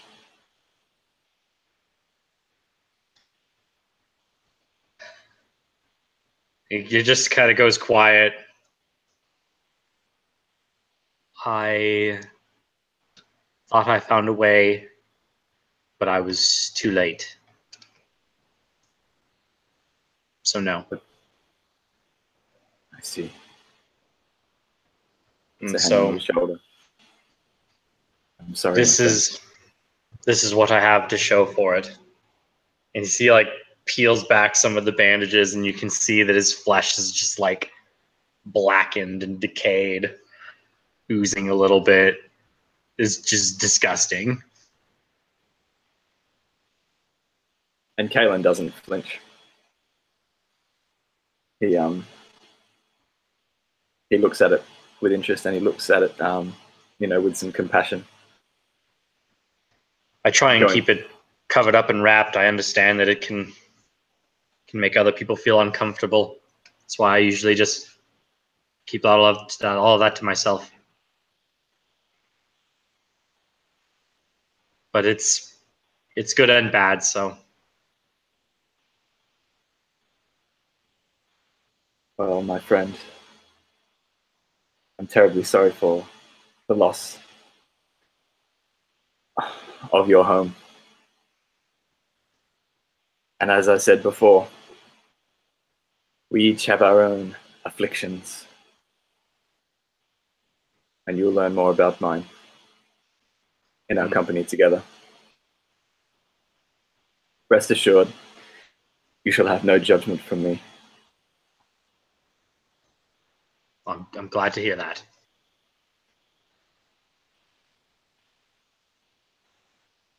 Mushroom? Oh, of course. He would take it from you, his demeanor kind of coming back.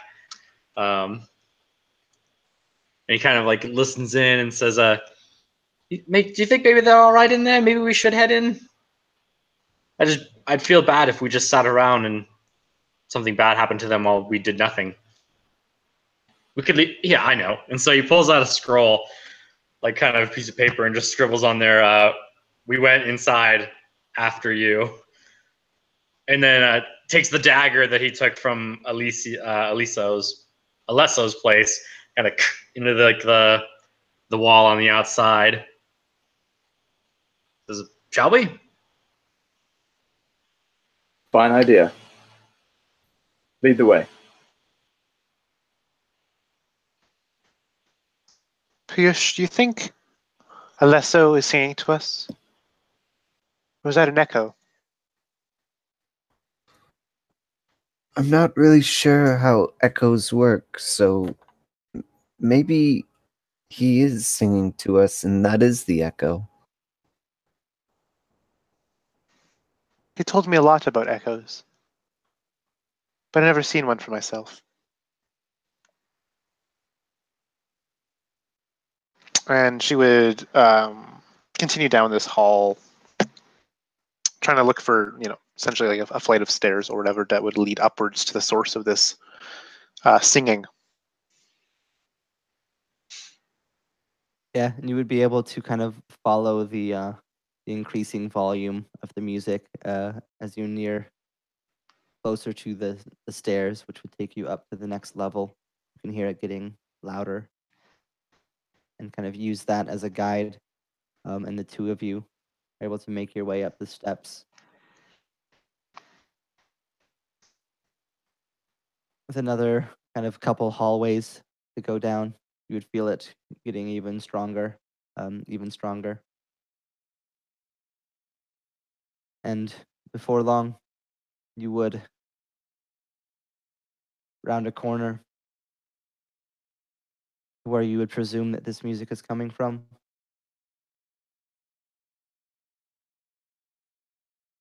And you would see what you can presume, well, out of character, what you would know to be a grand piano. It's facing the window on the upper level, in the other direction. And there's a person sitting on the bench. White hair, kind of coming down past shoulder length. Clothes, it looks like some sort of black faded leather clothes.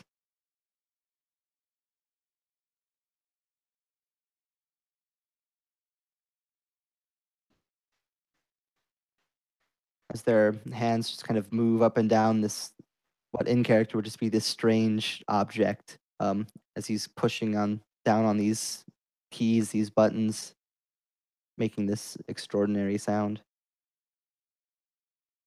And despite that, that would only be the second thing that you would notice after all the blood in the room.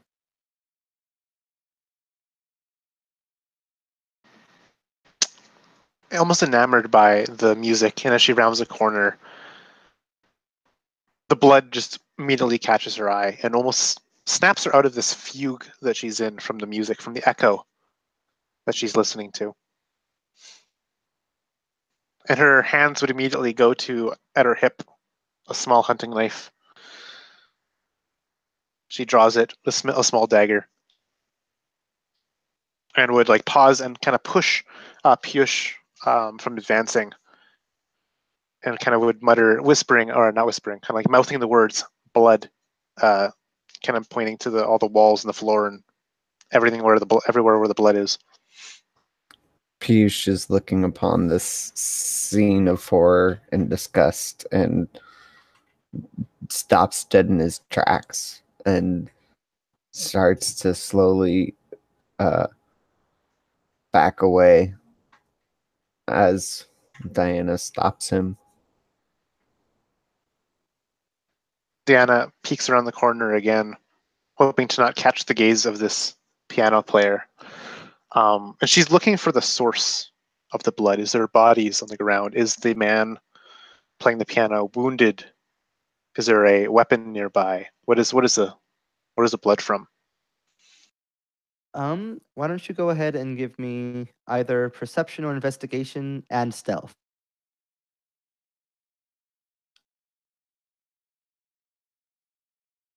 So that would be a 17 stealth and a 14 perception. Yeah, so you would see leaned up against the bench next to this person is a sword of some sort. It's currently in the sheath. It's got kind of a gentle curve to its shape. It's hard to see much more than that from the distance and at the angle because the sword is like profile leaned up against the bench to you.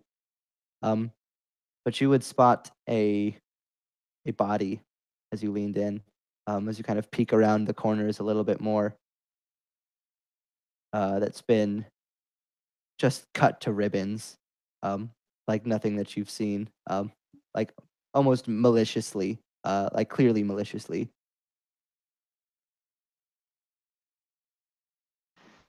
And Diana would mouth these words, whisper them very, very, very silently, almost to Piyush's ear. There's a body. Cut up, sliced, diced. Served as meat to a hunter. We need man to wields get a blade. Kaelin and Cyrus. Let's go back. And she would nod, and she'd fall back, try to stealthily leave this piano room, and would head, basically retracing their steps. Much more As you- cautious, much more unnerved this took around. The piano music striking a different chord within her than one of fascination and awe. As you go to turn from the room, the music stops. Are you just going to wait around at the door, or are you going to come in? A voice calls out. Fuck.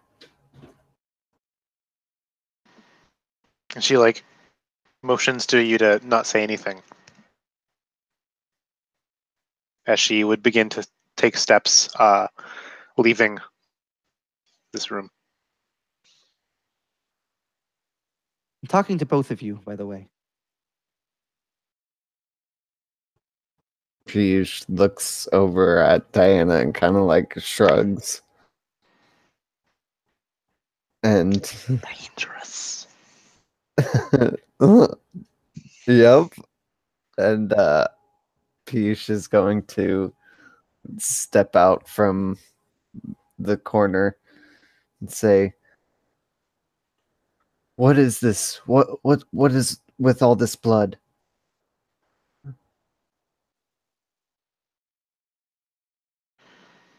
And Diana would step out from after him, having unsheathed her bow and knocked an arrow and had it as ready, almost training on the position where he stands, straining against the pull strength, the draw strength of the string.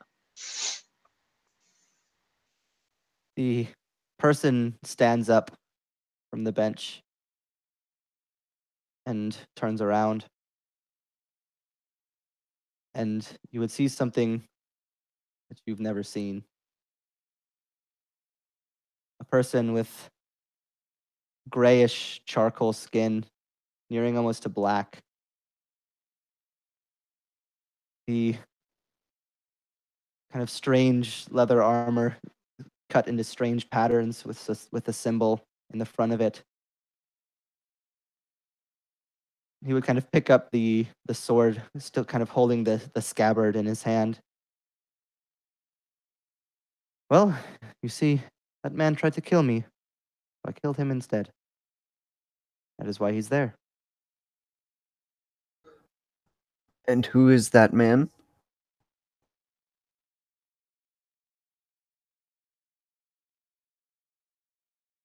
He shrugs. Didn't bother to ask.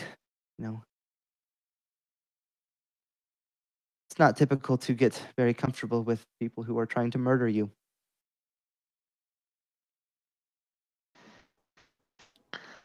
Diana's arms relax after the strain of the bowstring, and she's listening intently, watching his every move intently, seeing how he has not reached for the blade yet, has not, conveyed any sense of aggravation to this point, but she's still wary. She's still completely training on him at this point. Silent.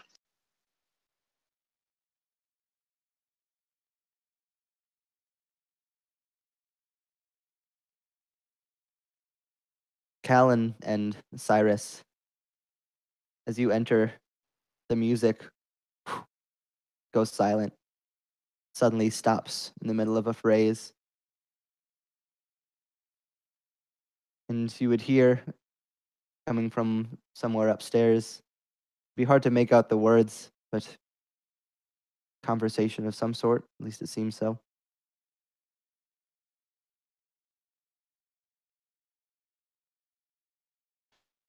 When the music stops, Callan would instantly look over at Cyrus in worry, and then listen out, and hearing the muffled voices, pull Cyrus along, hurry him along to try and rush upstairs and get to where they can hear the voices. Yeah, Cyrus goes along.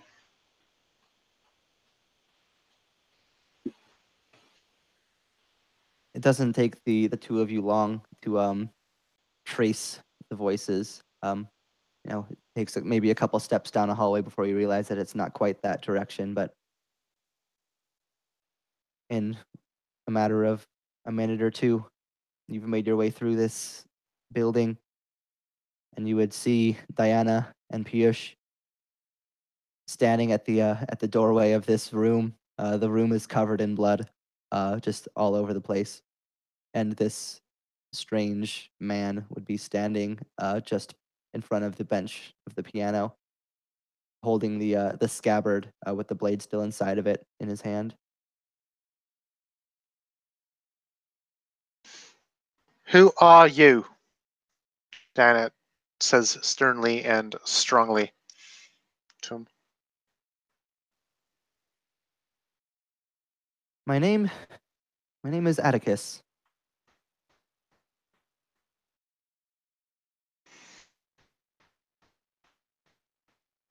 Give me one reason why I shouldn't loose this arrow right now. Are we there yet? Can we hear? So like we can hear that. You guys have like just come up behind as she says that. Well, hold on! Don't be hasty, Diana. We don't even know who this man is. What did you say your name was? Atticus. Atticus. Well, what are you doing here? We were supposed to be meeting a friend, and then he would like look over and see the body. Do I know what Alessa looks like? Is that him? I'll say it. If you didn't know exactly, it'd be pretty easy to deduce as much. That this slice and diced person, like I imagine you wouldn't like see the face, but you would see like a pendant with like an alchemist symbol on it or something like that. That would give it away. Oh God. Okay, so Cyrus is gonna walk forward and reach out his right hand to shake his, and he says, "My name is Cyrus Willow. I'm the savior of Evergreen."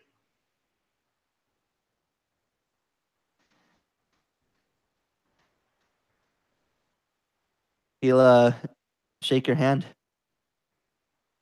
A pleasure. So, as he shakes it, I'm going to attempt to subtly grapple him. I guess not so subtly. I was gonna say define subtly grappling. Going in for a hug. Yeah, that's a subtle grapple.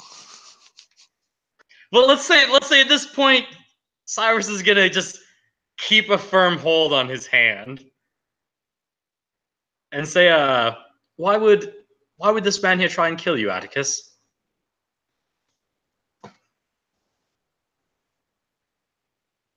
He'll kind of like look down at you, like holding onto his hand, and like turn up with like just kind of a raised eyebrow of.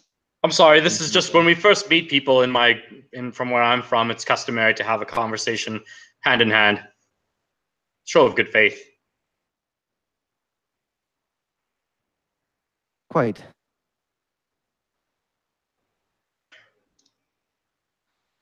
Well, seems a lot of people like him, and he kind of looks over, presumably like you as well, aren't particularly fond of people like me. What do you mean? I'm fond of everyone. They can tell you.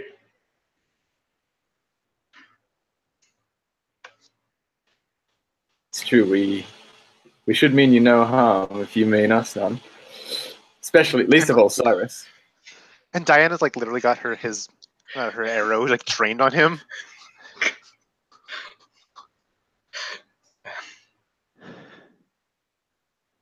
You see, it seems people like him seem to have this misunderstanding, as it were, of what you guys refer to as shadow.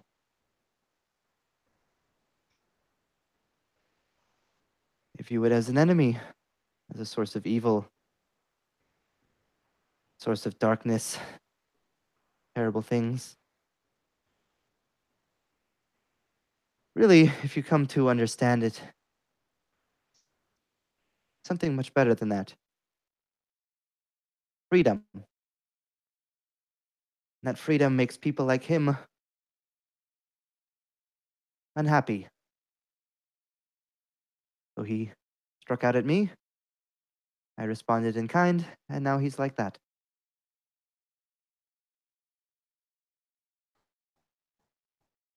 He took unkindly to freedom and tried. So you killed him? He tried to kill me. It was mostly just self-defense. Insight. Crit. Yeah, it's like a 20 through 25. I don't know if you'll be able to see it with my camera, but he also crit.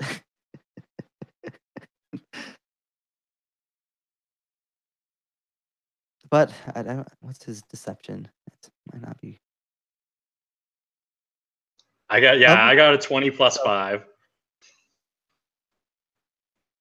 It's the kind of thing where it's like he's not lying per se, but the chance that there's manipulation and twisting of truth is pretty easy to guess.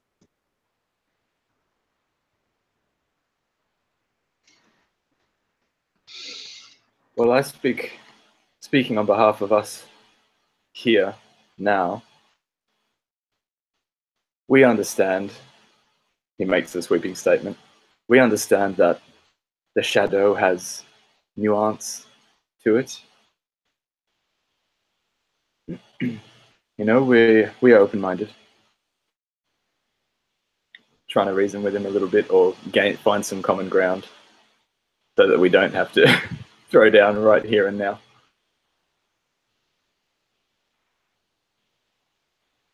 Tell us of what you speak.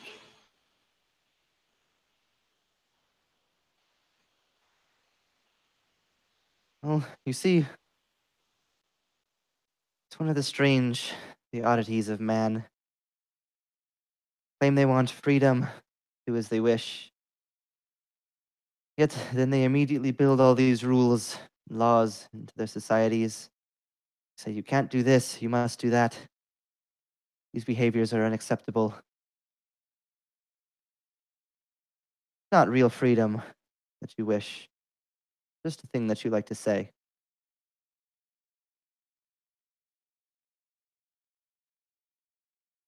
That is the sort of freedom that I speak of, that people like him and you dislike. What about when freedom encroaches upon each other? For example, like we all could attack you right now and try and kill you, and if we all just can do whatever we want, that wouldn't be wrong.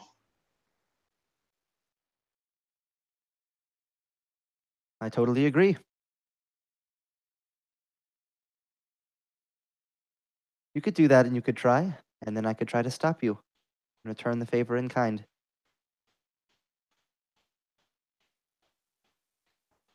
I don't think we need to do that. But what you speak of is chaos, not freedom.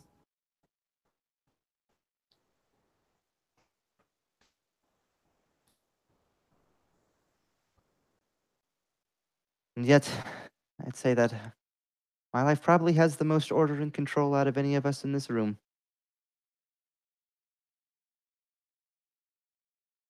Chaos is a word that weak people use, and they can't control things around them.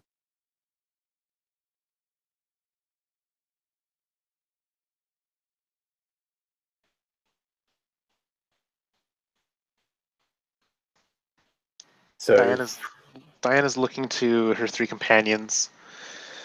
She's given up on straining the bowstring at this point. It's too taxing, too exhausting. She just has the arrow knocked. But she's looking to the three of them to see how they're acting, how they are poised in this moment. She's taken a few steps back to be, almost nearest to the door. We must leave now, she would whisper to whoever's closest.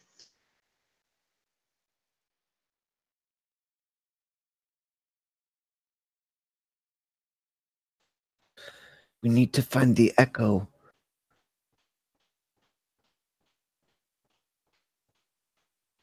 I don't know who this man is, but he killed Alesso.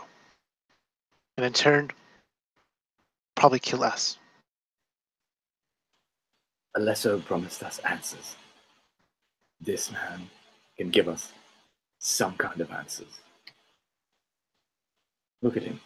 He holds secrets. And Kalen almost sort of licks his lips at the thought of the potential knowledge from the past that they might be able to glean from this guy. But he's under no illusion that anything he's saying is going to be necessarily true, or that they're going to be able to get along and be allies. Atticus, tell me, what are your goals? What do you plan to do? Why do you think he tried to kill you?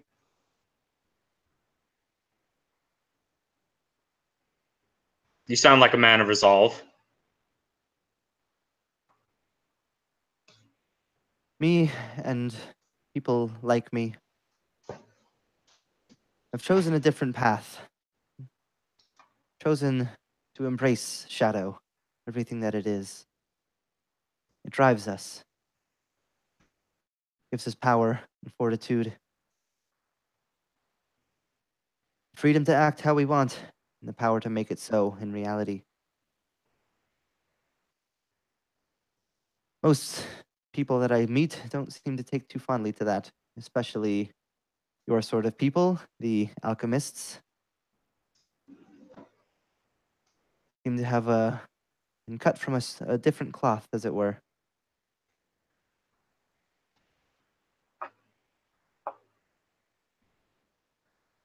Do you plan to hurt anyone with your freedom?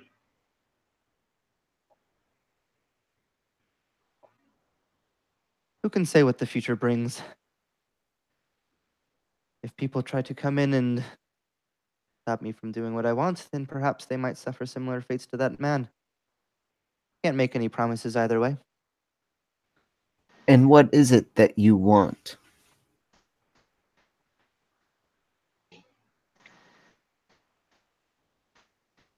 I don't really think that far out ahead. Whatever strikes my fancy in the moment, that's what I do. That's what I want. I make it happen.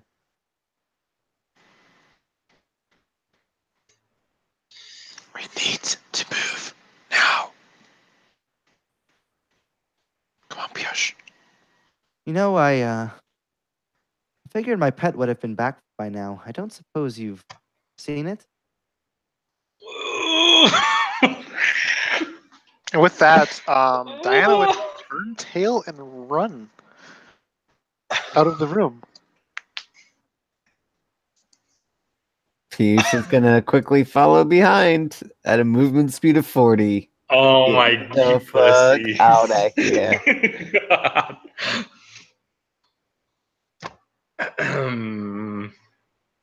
You have a pet? So Diana and Piyush's book, they just leg it. What does Kalen do? Does he stay with Cyrus, or does he run? Yeah, no. In the instant where those two run off, he sees that Cyrus doesn't. I presume Cyrus in this instant at least, you're still there. Yeah, I'm still there. No, Kalen sort of glances and sees them leave and stays and says, "But they had a prior appointment. You understand?" The fucking worst lie ever. I'm sure they did. I'm sure it must have been very important and definitely pre-planned. Perhaps they're embracing this new freedom of yours. Perhaps they're running like sniveling cowards. Or perhaps that.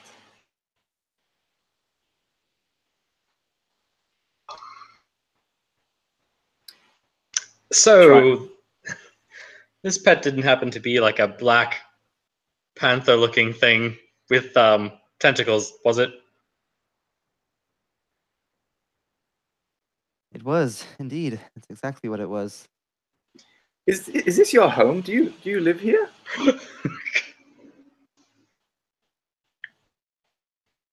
I'm a wanderer of sorts.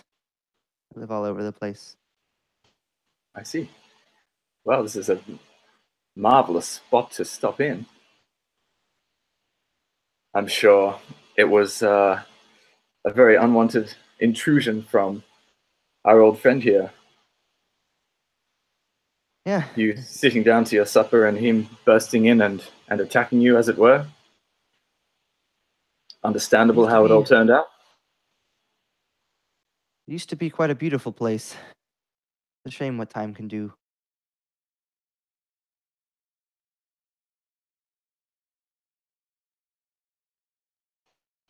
Well, it still holds much beauty. I think this is the first of its like that I've seen outside the old world. Yep. As we Even back in those times, such places like this were expensive, difficult and costly to build.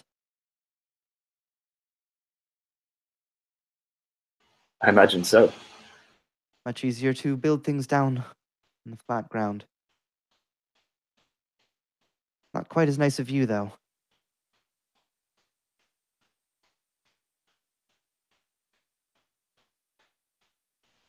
Atticus, my friend, my new friend, if I may call you that, in the circumstances. You may call I'm me whatever 30. you wish. I'm 42 years of age. May I ask how old you are? You have a youthful look about you, but clearly you have many years of experience. The times blend together after a while. It's hard to say an exact number.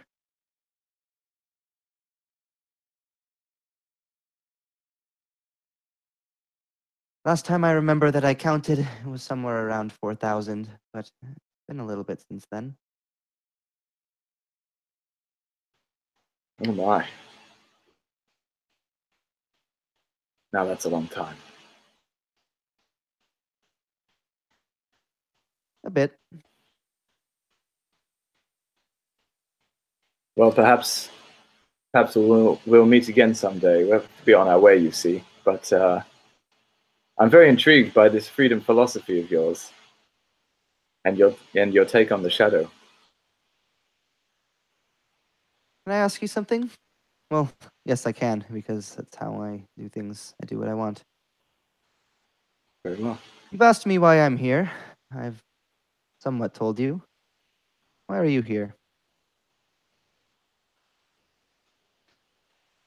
I believe one of my colleagues touched upon it. We were here to meet with our former, well, associate here. He gestures to the, the slashed up corpse on the ground. We know not what the purpose was. Some of us have not even met him in the past before.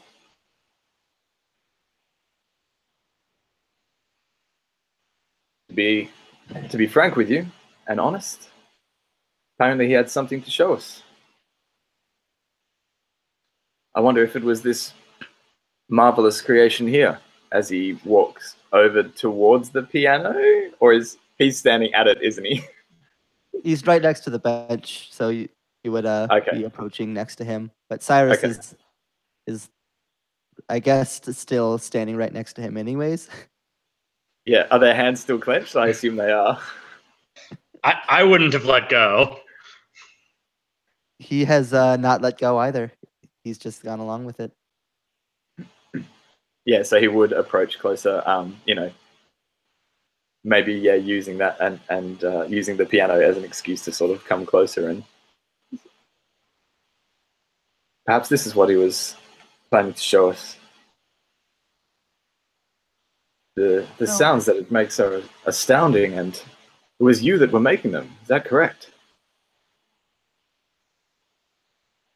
Yes, that was me. But I doubt that this is what he was here for. All What do right. you know? I'm gonna leak out some invisible spores and cast Charm Person. Going for that DC 13 wisdom save.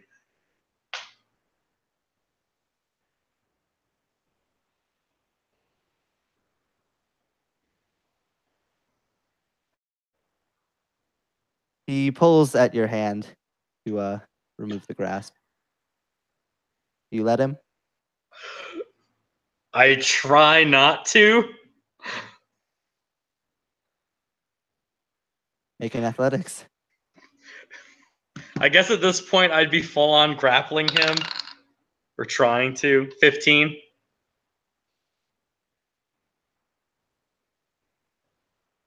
23. God damn it. He pulls back his hand much faster than you would expect a normal person to have the reaction time to do so. And he just looks at you.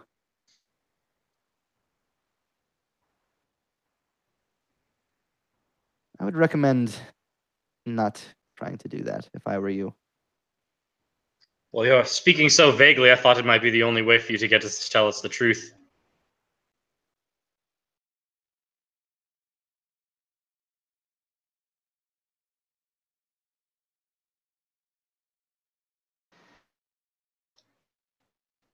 If you are the man full of freedom, nothing to fear, why not?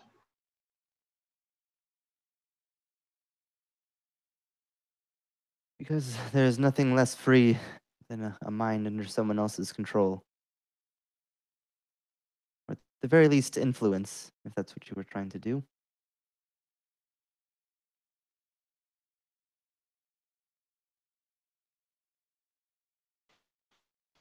Atticus,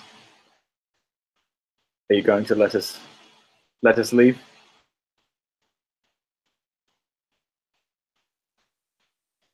I guess I can tell you why I'm here. It's not too much harm.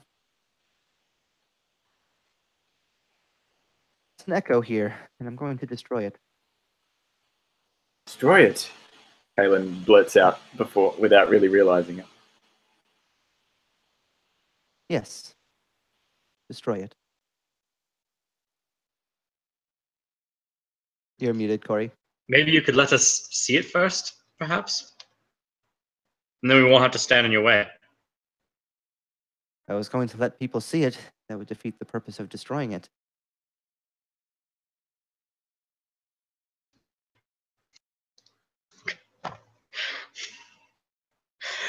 Are Diana and Piyush just gone? Are they just I out of imagine there? that Diana and Piyush were kind of like making it hastily out, but we're still within earshot. I imagine the halls lent for great echoes and hearing of the words. And so when this dark man says that he's going to destroy an echo, Diana reach out to Piyush to pause, kind of stopping, pull around a corner, and she would motion to him, pulling out an arrow. She kind of brush away some of the snow on it and reveal a little symbol on its haft. And she would begin to place it in her bow. I can shoot him from here. I can get him in the neck, perhaps. Should I? And like we're like around I a corner bet or you something, half my completely bread out. you can't. It's not can I, but should I? Looking to you. How many times can you shoot him?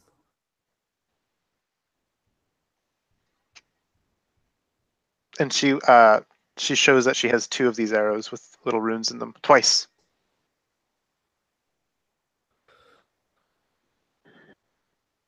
I don't think that'll cut it. What if you end up hitting one of our companions in there? I do wish they would have ran with us. I have hope it'll work. And she'll draw the arrow. And she'll just aim for a wall, like not even near this being down the hall. Like I imagine like we kind of curved off into a different T intersection of a hallway or something. She just fires the arrow at a wall. And I want this funny looking dude here to make a dexterity saving throw, please. DC 13.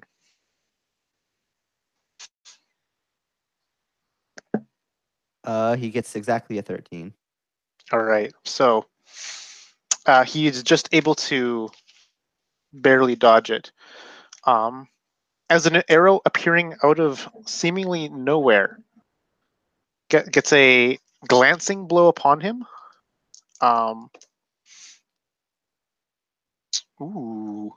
That'd be max damage. So that is 12 piercing damage and 6 force damage.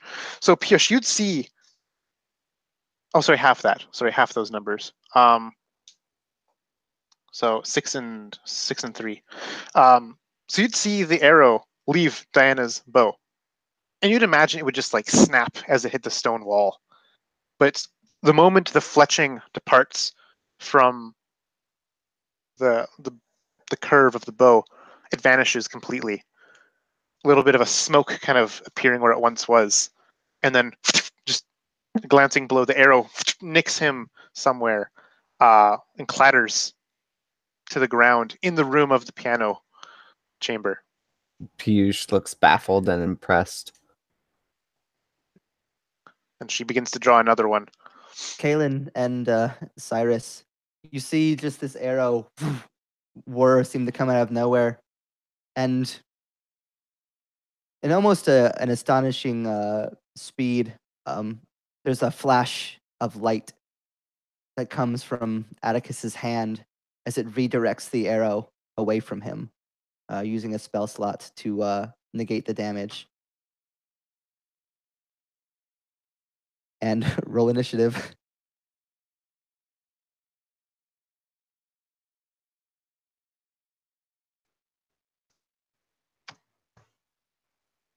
I did it.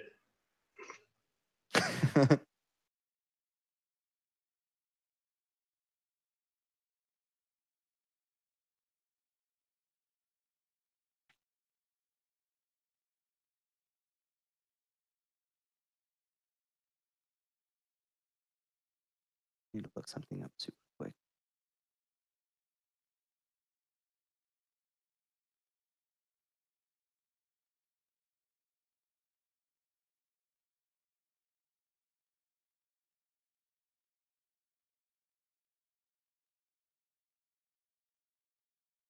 Alrighty.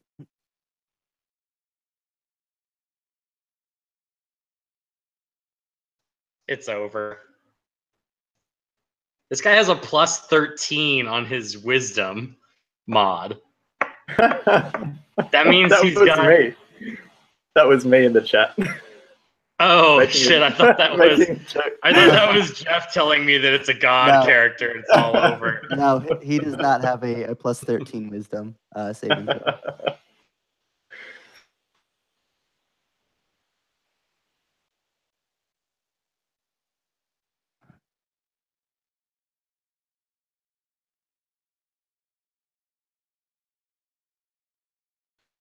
Although it does seem that this foe is beyond any of our. Run! Fly, you fools! We really should have. Damn it, Caleb and Cyrus. Nah, we'll kill this guy. Come on. Or one of us will go down and we'll run away.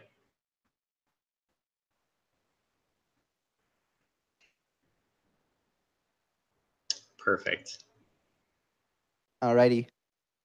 So this arrow, like, it would have been a glancing blow, but he deflects it with a bit of magic, reacting at the last moment to prevent the damage that it would have done to him. And immediately, in a flash, the sword is out of the scabbard. This like long curved long sword. He points a finger past you, Cyrus, and past you, Callan, down the hall. And a small orange bead rushes. You see it right nearby to Piyush. It flies by, but it seems to hang there.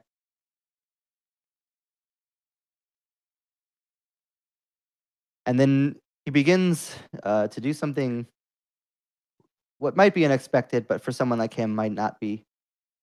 He begins to sing. this strange kind of eerie, ghostly song, like an almost heavenly voice, something you wouldn't think would come from a person like this. If he wasn't pulling out a sword, that it would be beautiful to hear. But given the situation, it would kind of fill you with this strange sense of dread as he begins this strange song. Kaylin.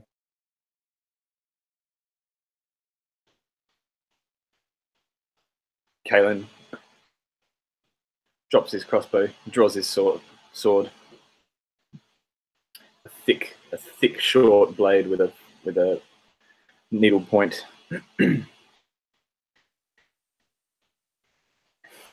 Shouts in pain as he raises it in front of him, and its blade bursts into flames as he uses one of his class abilities as a blood hunter, his Crimson Right, imbuing his weapon with fire energy. And he takes a bit of damage to do so, but he deals 1d4 fire damage on top of his with all of his hits. So let's just quickly see how much he took.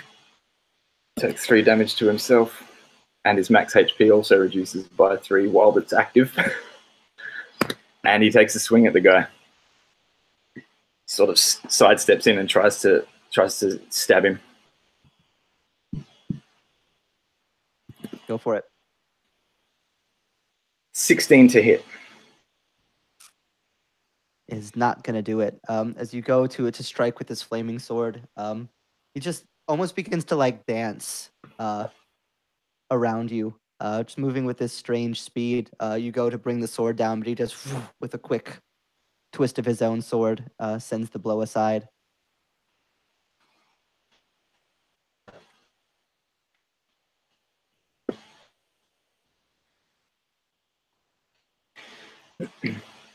He shouts to Cyrus, "Run!"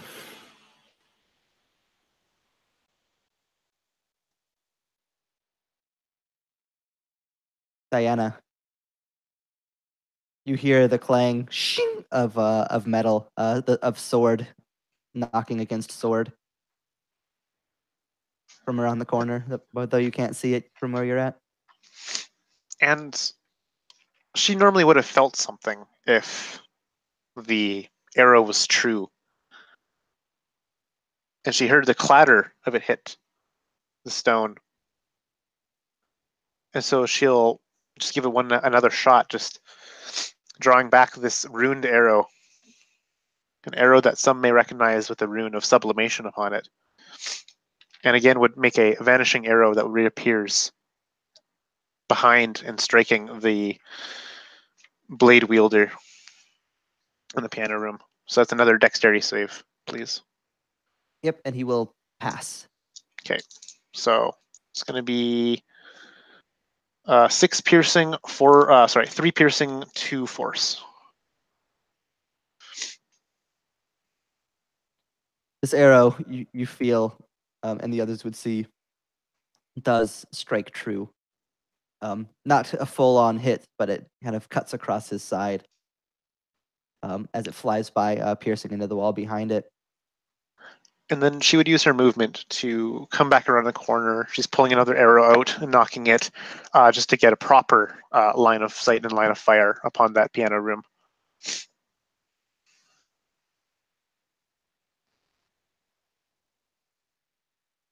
Perfect.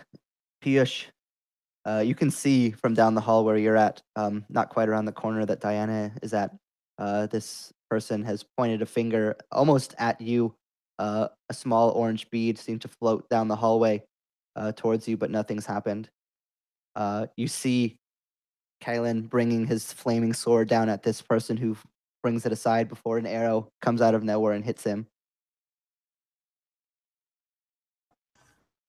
So, how long would it take me to get in, like, melee combat range of it? You would be able to approach. You have 40 move speed, right, as a monk? Yep. yeah, you would be able to approach if you so desired. I will do that, and Alrighty, I'm gonna need a dex save then. okay. Oh dang. 10. Okay. Sorry about this. Here we That's okay. go. You step, and then like that orange bead like catches your eye, like right as you go to move past it, and suddenly just there's a gigantic explosion of fire, as his delayed blast fireball is triggered. Just this Uh-oh. overwhelming like furnace of flame that just immediately surrounds you, and this is really gonna hurt. Oh god, you're gonna take 53 fire damage. Oh man. That's enough to drop me. So Diana, you just and the others down the hall would just like Piyush would just go to run, and suddenly there's just a fire. Just the entire hallway is just up in flames. Diana, you would see the flames kind of like licking from your side of the corner, and the others would feel the heat behind as Piyush is caught in the fires. And Atticus would just kind of give an amused smile. Cyrus. Piyush is now on the ground in the middle of the hallway. Light flames still peppering around him. Oh fuck, dude.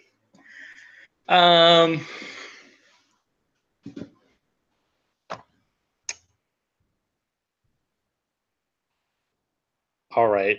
Oh,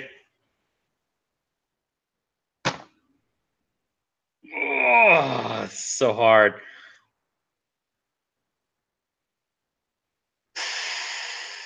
Do I run to you? Do I fight?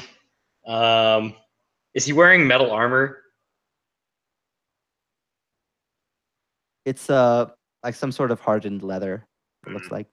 Got you. I'm gonna attempt to cast Hold Person. So Cyrus is going to like throw a handful of spores towards him and attempt to incapacitate him.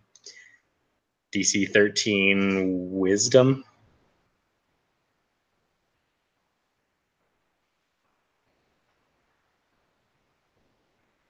Is his oh god, his wisdom is so high. His wisdom saving throw. 15. Fuck. Well, the poison still does 6 damage. So there's that. The end. See y'all next time. Alchemists Rebooted 3rd edition.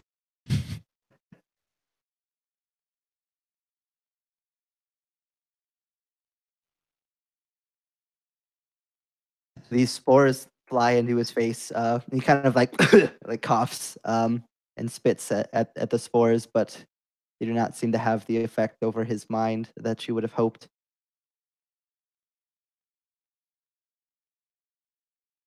Are you going to stay where you're at? I don't want to take the attack, so yeah. Fair enough.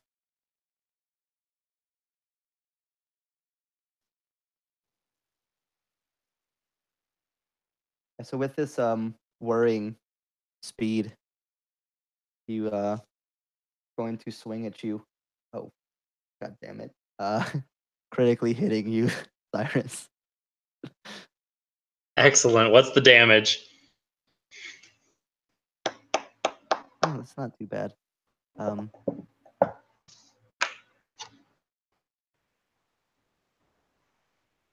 but that's still a lot. Fucking shit. 36 slashing damage. Well. All right then. But luckily, the second attack goes to come down at you. But you manage to just barely avoid it. imagine it's like right as like Kalen's coming in again, and he has to like kind of faint back away to avoid getting hit while he and his second attack will miss.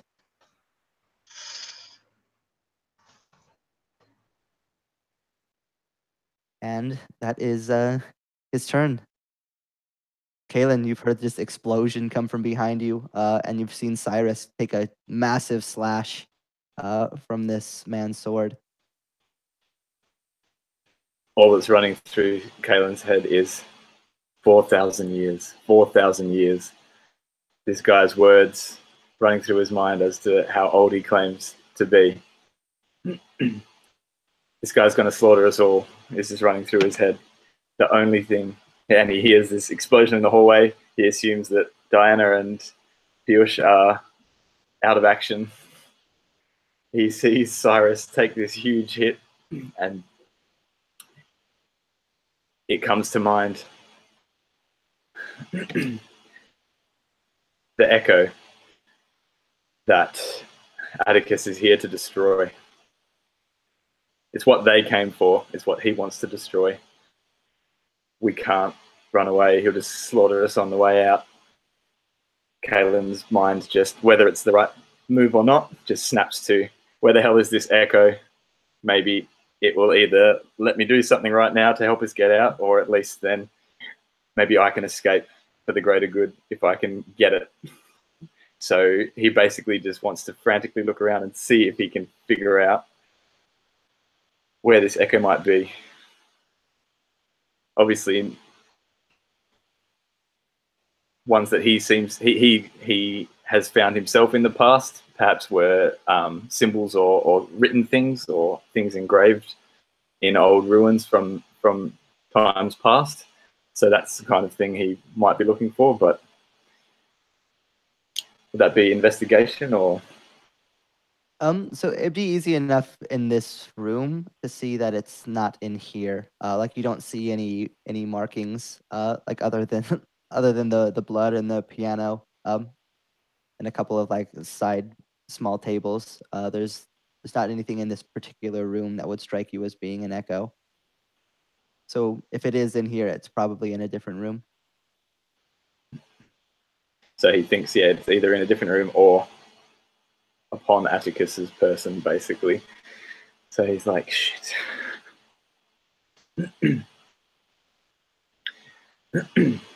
And yeah, he's just going to come up and step around again and try and take another stab with his flaming sword at Atticus. Actually, no. Can I? He might step in and sort of feint as if he's going to stab him, but then maybe try and grapple him. You know, it doesn't look like a terribly strong dude, but 4,000 years old. He's not sure what this guy's capable of, but he's trying to sort of see if he can rummage and see if he's got something on his person. All right, yeah, go ahead and give me your athletics. Okay. Ooh, he did not roll amazing, but he was very fast. 17. I also got a 17, which means since you are the aggressor, you will succeed. Grappled.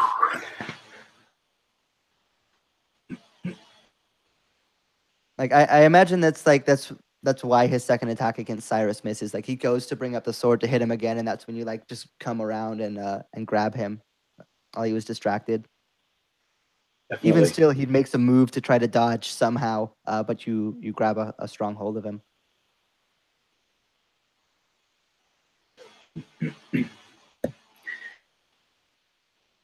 And yeah, so I suppose I'd just be trying to see if there's anything obvious, like maybe even just trying to see if he's got any trinkets on him or anything like that I can either take off him to reduce his power or claim as a potential echo. All right, yeah, I'm gonna say that to grapple is the action. So you'll be able to to do a full search as your next turn if you'd like, Okay, sure. because it'll take enough just to like grab him and actually keep him held to Yeah. start off with. If that's okay with you. Yeah, that makes sense. Alrighty. Anything else? Any bonus action or? I shout to Cyrus, take his sword. And that's it from me for now. Alrighty, Diana. The flames, you feel just this intense heat wash past you as you see just flames like burst past into the wall next to you in the hallway. As this explosion happens, like just like around the corner and 15 feet away, you can still see singes and bits of burning tapestries and cloth on the ground from the blast. So the flame is not lasting. It's just kind of a one-time. There's some sparse little after Yeah. effects, but nothing that you don't think you could traverse. I see Piyush on the ground, and I would run up to him. I would drag him around the corner to be in cover, and I would assess his body and try to apply first aid to him, if that is what was required. Absolutely, go ahead and give a medicine. Nice. Good old medicine. That is a total of 12. Yeah, so you just see all these like burns that they've already left some marks on his hands and face. But you're able to at least try to see if he's alive, and he is alive so far. Yeah, I'd uncast my water skin and pour the water all over his burns to cool him down, so his flesh does not cook more. And I would try to make sure he's breathing and try and snap him conscious if possible. And then, yeah, that's my turn. Yeah, you managed to get him off of the door. So Piyush, if you would like to roll me a d4 real quick.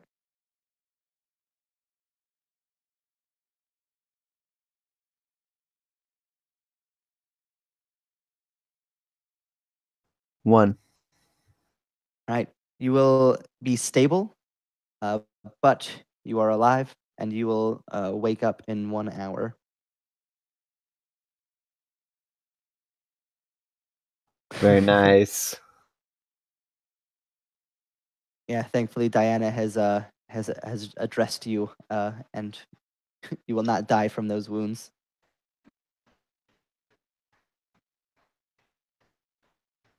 Cyrus, this man has just given you an awful nasty cut, but Kalen seems to have grabbed him from behind and is keeping him still for now.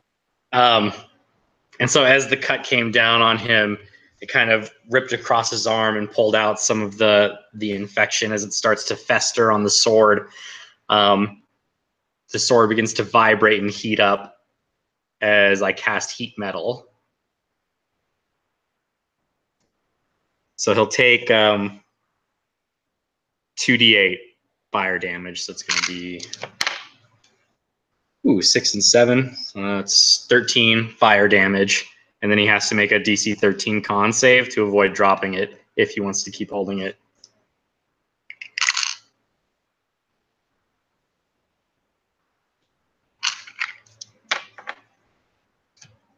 The fire flares down his blade, kind of heating it to a low orange very suddenly through this magic. And he lets out a of pain and instinctively brings his hand away. His sword falls onto the ground.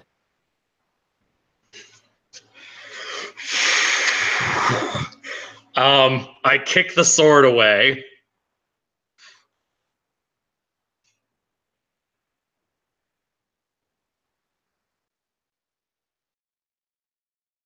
Yeah, there's the sound of metal clattering on wood as the sword is knocked into the corner of the room and away from his grasp.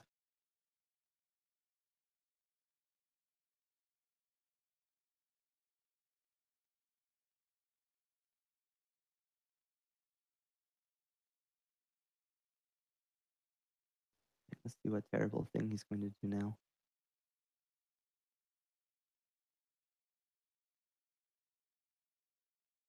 Oh yeah, I'm also gonna move away from him now that he can't hit me with the sword. The worst that it's gonna be is a slap. For like Yeah, 1+ strength. He will not. He will not slap you as you run. Oh, yeah, good. That's all. That's what I got. As I kind of try and get back within line of sight of Piyush and Diana to see what's going on, but still, so in between the two. Yeah, and Piyush's body is gone, like where he once was. Like I pulled him around the corner, so he can't even see either of us.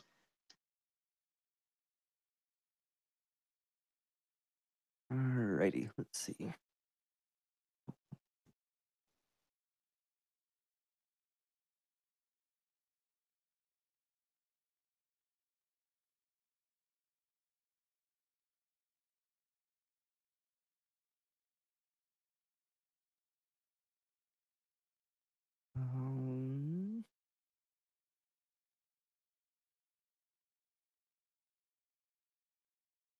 Halen, he turns to look at you, kind of managing to flip himself with the way that you're holding him.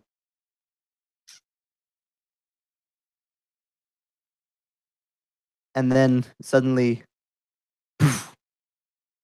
your arms swing through as Atticus is not standing at the piano bench, nor is he in your arms.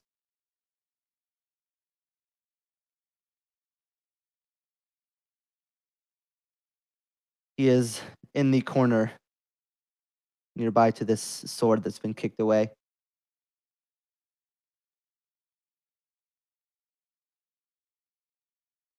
And he reaches down and he grabs it in both hands.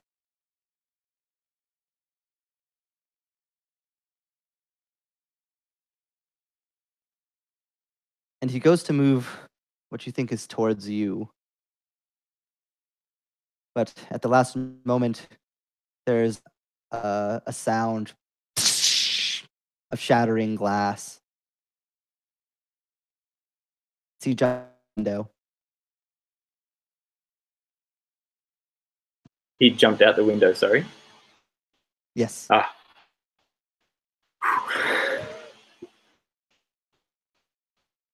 But as he disappears from Kaelin's grip and appears over there and runs off, Kaelin's just dumbfounded.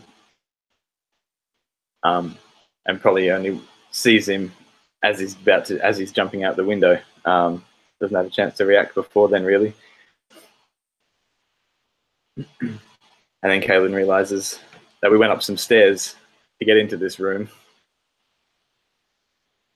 Doesn't surprise him that this guy's powerful enough to not let that bother him. He's just seen him teleport across a room and everything else he's seen this guy do. So Kaelin would race over to the window and sort of peer out and see if he can see him, the guy landed, whether he's landed or whether he's still in sight or not.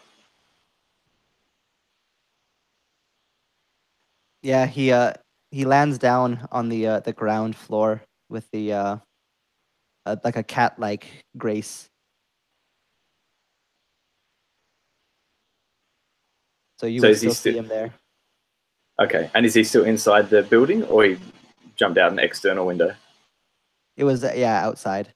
Okay, yeah. I think Kaelin would just get to work trying to find this echo. Cool. Is Cyrus on his feet? Yeah. Are we kind of out of initiative at this point? Are you going to continue? I was going to say if I use my bonus action to make his sword heat up again. To do anything, then we'll continue in initiative. So we'll go for now just to see what people are doing. So it would be Callan looks out the window, sees him, and then is going to sounds like turn back to try to get to work to look. Yeah. Diana. Yeah. Rush to the next room, or actually probably checking on his two other comrades first, and then yeah. Diana's been hearing, sounds of pain and sword strikes and steel striking steel and stone, and she dashes now into the room where they are all in, and following the sound of shattering glass. Perhaps one of her companions, tossed through a window or something. But she would round the corner and she'd see Cyrus and she'd see Kalen. Where'd he go? Where is he? And she's like knocking another arrow, scanning the room for where he is. He fled out the window. Fled. Not from us. I don't know why he's left, but we must try and find this Echo and get the hell out of here. Is he all right? Piyush will live. He's Yeah. stable and steady, but he's blacked out. The pain got to him. It was a terrible blast. He just gives an affirmative nod and grunt and keeps moving past to the next room. But where is this Echo? I don't know. We don't have much time, and she would just push the piano stool over, just looking for a thing. She doesn't really know what an echo is. She knows what an echo is, but not what they are, essentially, if that makes any sense. Only what they can do or what they hold. So she has no idea what the heck she's looking for at this point. And Diana begins just throwing everything in the room aside, benches, piano bench, whatever else. Yush is currently blacked out. Cyrus. I use my link with the spores to heat up the sword again and run after him. Run after him as in jump out the window? I guess I would look out the window. Could I see him? Yep, you can see him. All right, I ignite the sword. So it's 6 damage. I'm just trying to get him to drop it and leave it is the main goal here. But yeah, con save.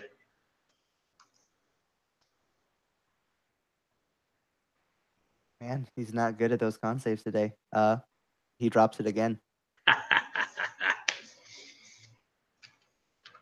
And right as you laugh and smile, make a dex save. Oh shit.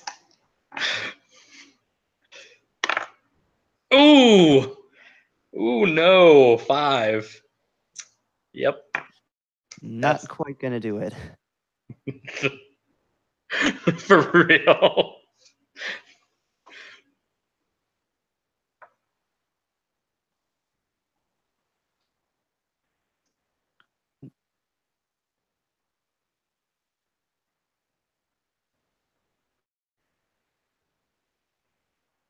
Ooh.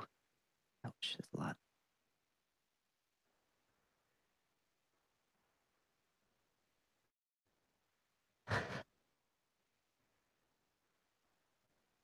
What is it?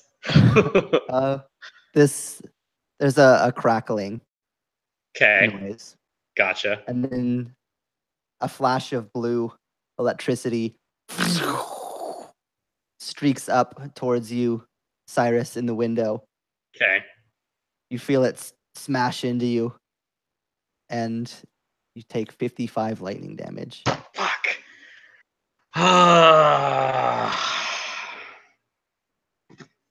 Wait, do I barely make it here? So that's 30. It's double your max HP, so in one hit. Oh no, that's not what I'm that's actually not what I'm thinking about. I use my reaction to cast absorb elements. And what does that do? So I take half damage, so instead it's 20 25 plus 3, so 28. 27. 27. Well,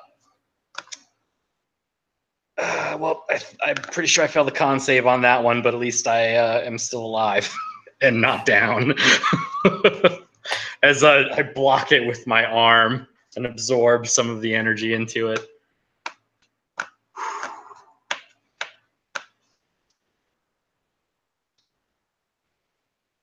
And then I run away at the first opportunity. He's going to kick the sword under the window, actually, and like duck under the window for the moment.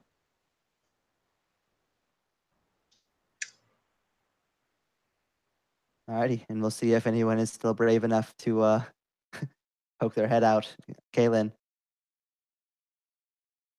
you're just gonna keep going out of the room to look for the echo. Yeah. Yeah, we'll get to that once we are confirmed out of initiative. Diana, still the same thing. Yeah, she would shout to Kaelin, "You've seen more than I have. What do they look like? What am I looking for?" Could be a symbol, something written or scribbled. Could be an object. So yeah, Alesso was going to tell us. Yeah, so her gaze would like look to Alesso's body, this disgusting thing, and she would try to rummage through it. Perhaps there's any kind of clue pertaining to the fate of this echo on his bloody corpse. Alrighty. Yeah, you run over and start to just pat on pockets and things like that. And you would be able to find in one of the pockets a folded up piece of paper, folded in quarters. And you would be able to open it.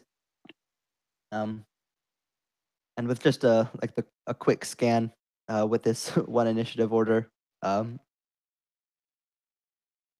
would see a couple different runes and symbols on it, with a lot of blank space in between them.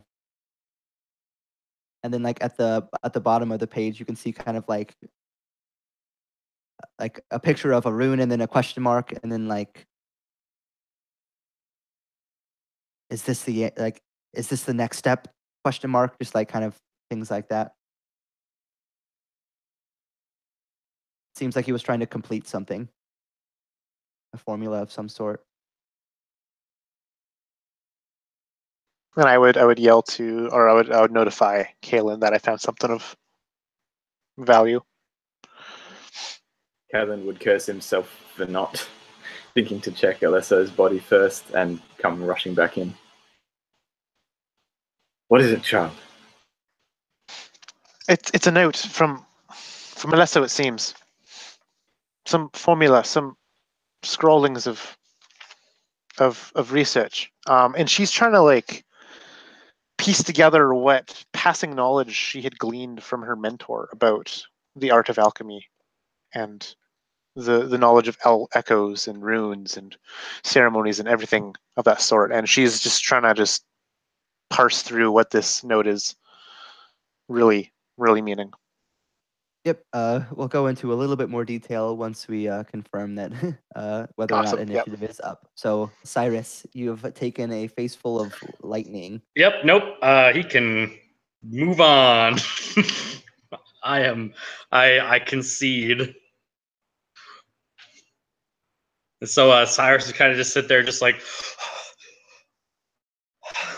kind of just taking stock of himself, not really able to help quite yet.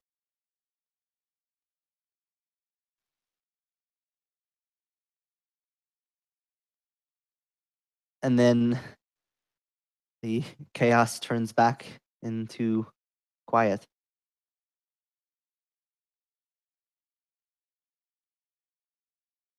For a moment, at least, it did. You hear another blast, similar to the one that you heard when Piyush was blasted by it.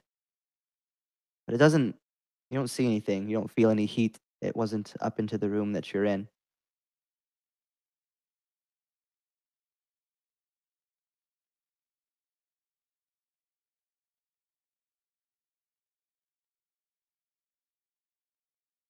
And then nothing.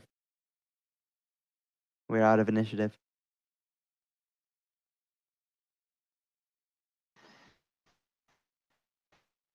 Bring Piyush here. Diana yells to Kaylin or Cyrus, one of them, as she's looking over the note. Make sure he's safe. Caitlin would rush out and bring him in. Place him maybe on the piano stool, kick that over and lay him on it. It's one of those bench ones.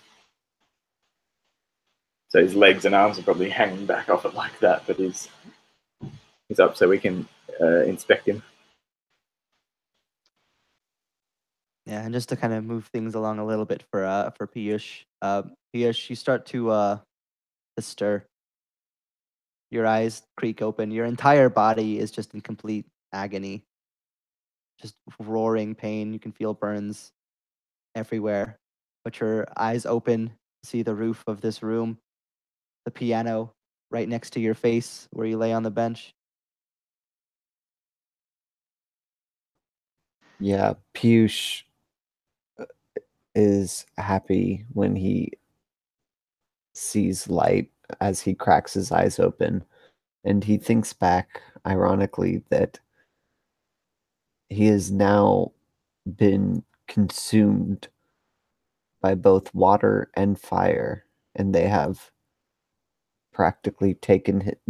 both taken his life, and he has been saved now twice by alchemists. One alchemist of water, one alchemist of fire.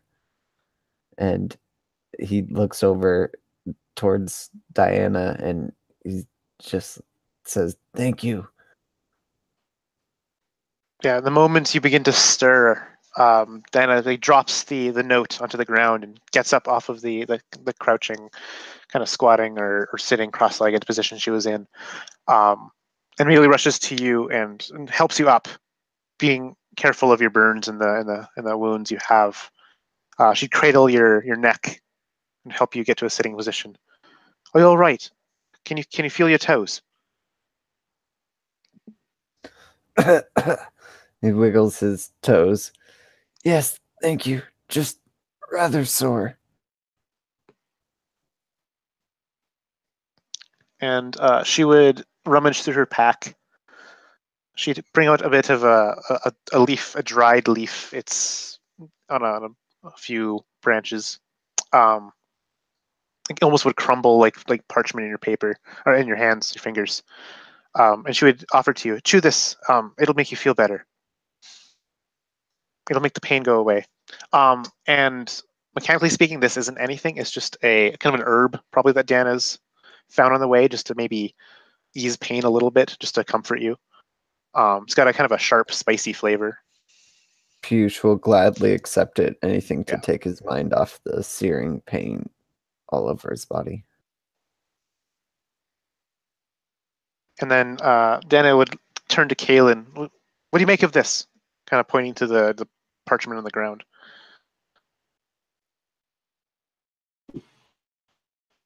Is that the unfolded one with the symbols? Yeah, the notes of the alchemist that's now Yeah. perished. Yeah. Yeah. Seems that our friend Alesso was onto a new formula, perhaps. He's saying as he's looking over it, trying to get any recognition in his mind from any of the symbols on there, and trying to follow the logic of their deceased friend or companion, colleague. And he taps on the parchment here, where with the symbol with the question mark next to it. Is this the next step? And Jeff, does Kaylin or Diana, if you're showing it to her, recognize that symbol at all? So what you would gather between your collective knowledge is it seems like Alesso figured that the missing step might be related to the echo that's here. So the scrawlings down at the bottom are basically just like hypotheses. There's not really anything that you'd be able to confirm from that, but it seems like he thought that he might be able to get a confirmation based off of what he found here. and that the gaps in between some of the spaces and some of the runes and some of the symbols, at least he thinks, might be able to be filled in this place. And she would turn, still kind of cradling Piyush. Kaelin, go find. You've seen these before. These echoes. You know what to look for. I'm more useless than a dog with no legs. Please, I'll tend to Piyush. I'll get him walking.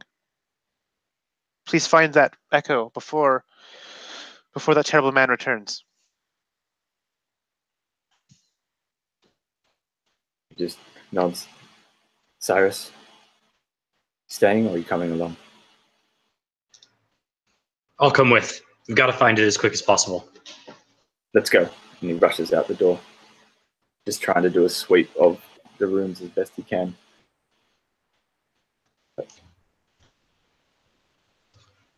It takes a little bit of time with how many rooms a place this big would have. But as you sweep room to room across this upstairs level, eventually you would find one of the rooms. You can see it looked like it used to have been like someone's personal room. Like there's a bed which is basically all but rotted away. Dressers and cupboards that are all broken and destroyed. And it takes you a little bit of time, but on the side of one of these cupboards, you see at first it's just like a bunch of scratching, but then as you kind of look down further on that side, you start to see runes and symbols. Some that you recognize, some that you don't.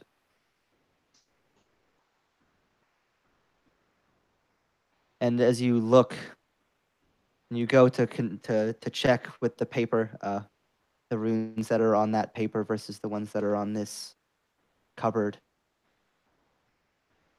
something catches you, distracts you for a moment. The smell of smoke. Oh, man. And that's where we're Oh, going to end no. our session tonight. Oh, jeez. Damn it. Man, what a session. Nice. I am surprised that all four of us survived that. Like, Oh man, I am. crikey. Yep. Alrighty, well, I'm going to end the live part here real quick, but thanks to anybody who checked this out either during the live broadcast or after the fact. I appreciate it, and we'll catch you guys next time.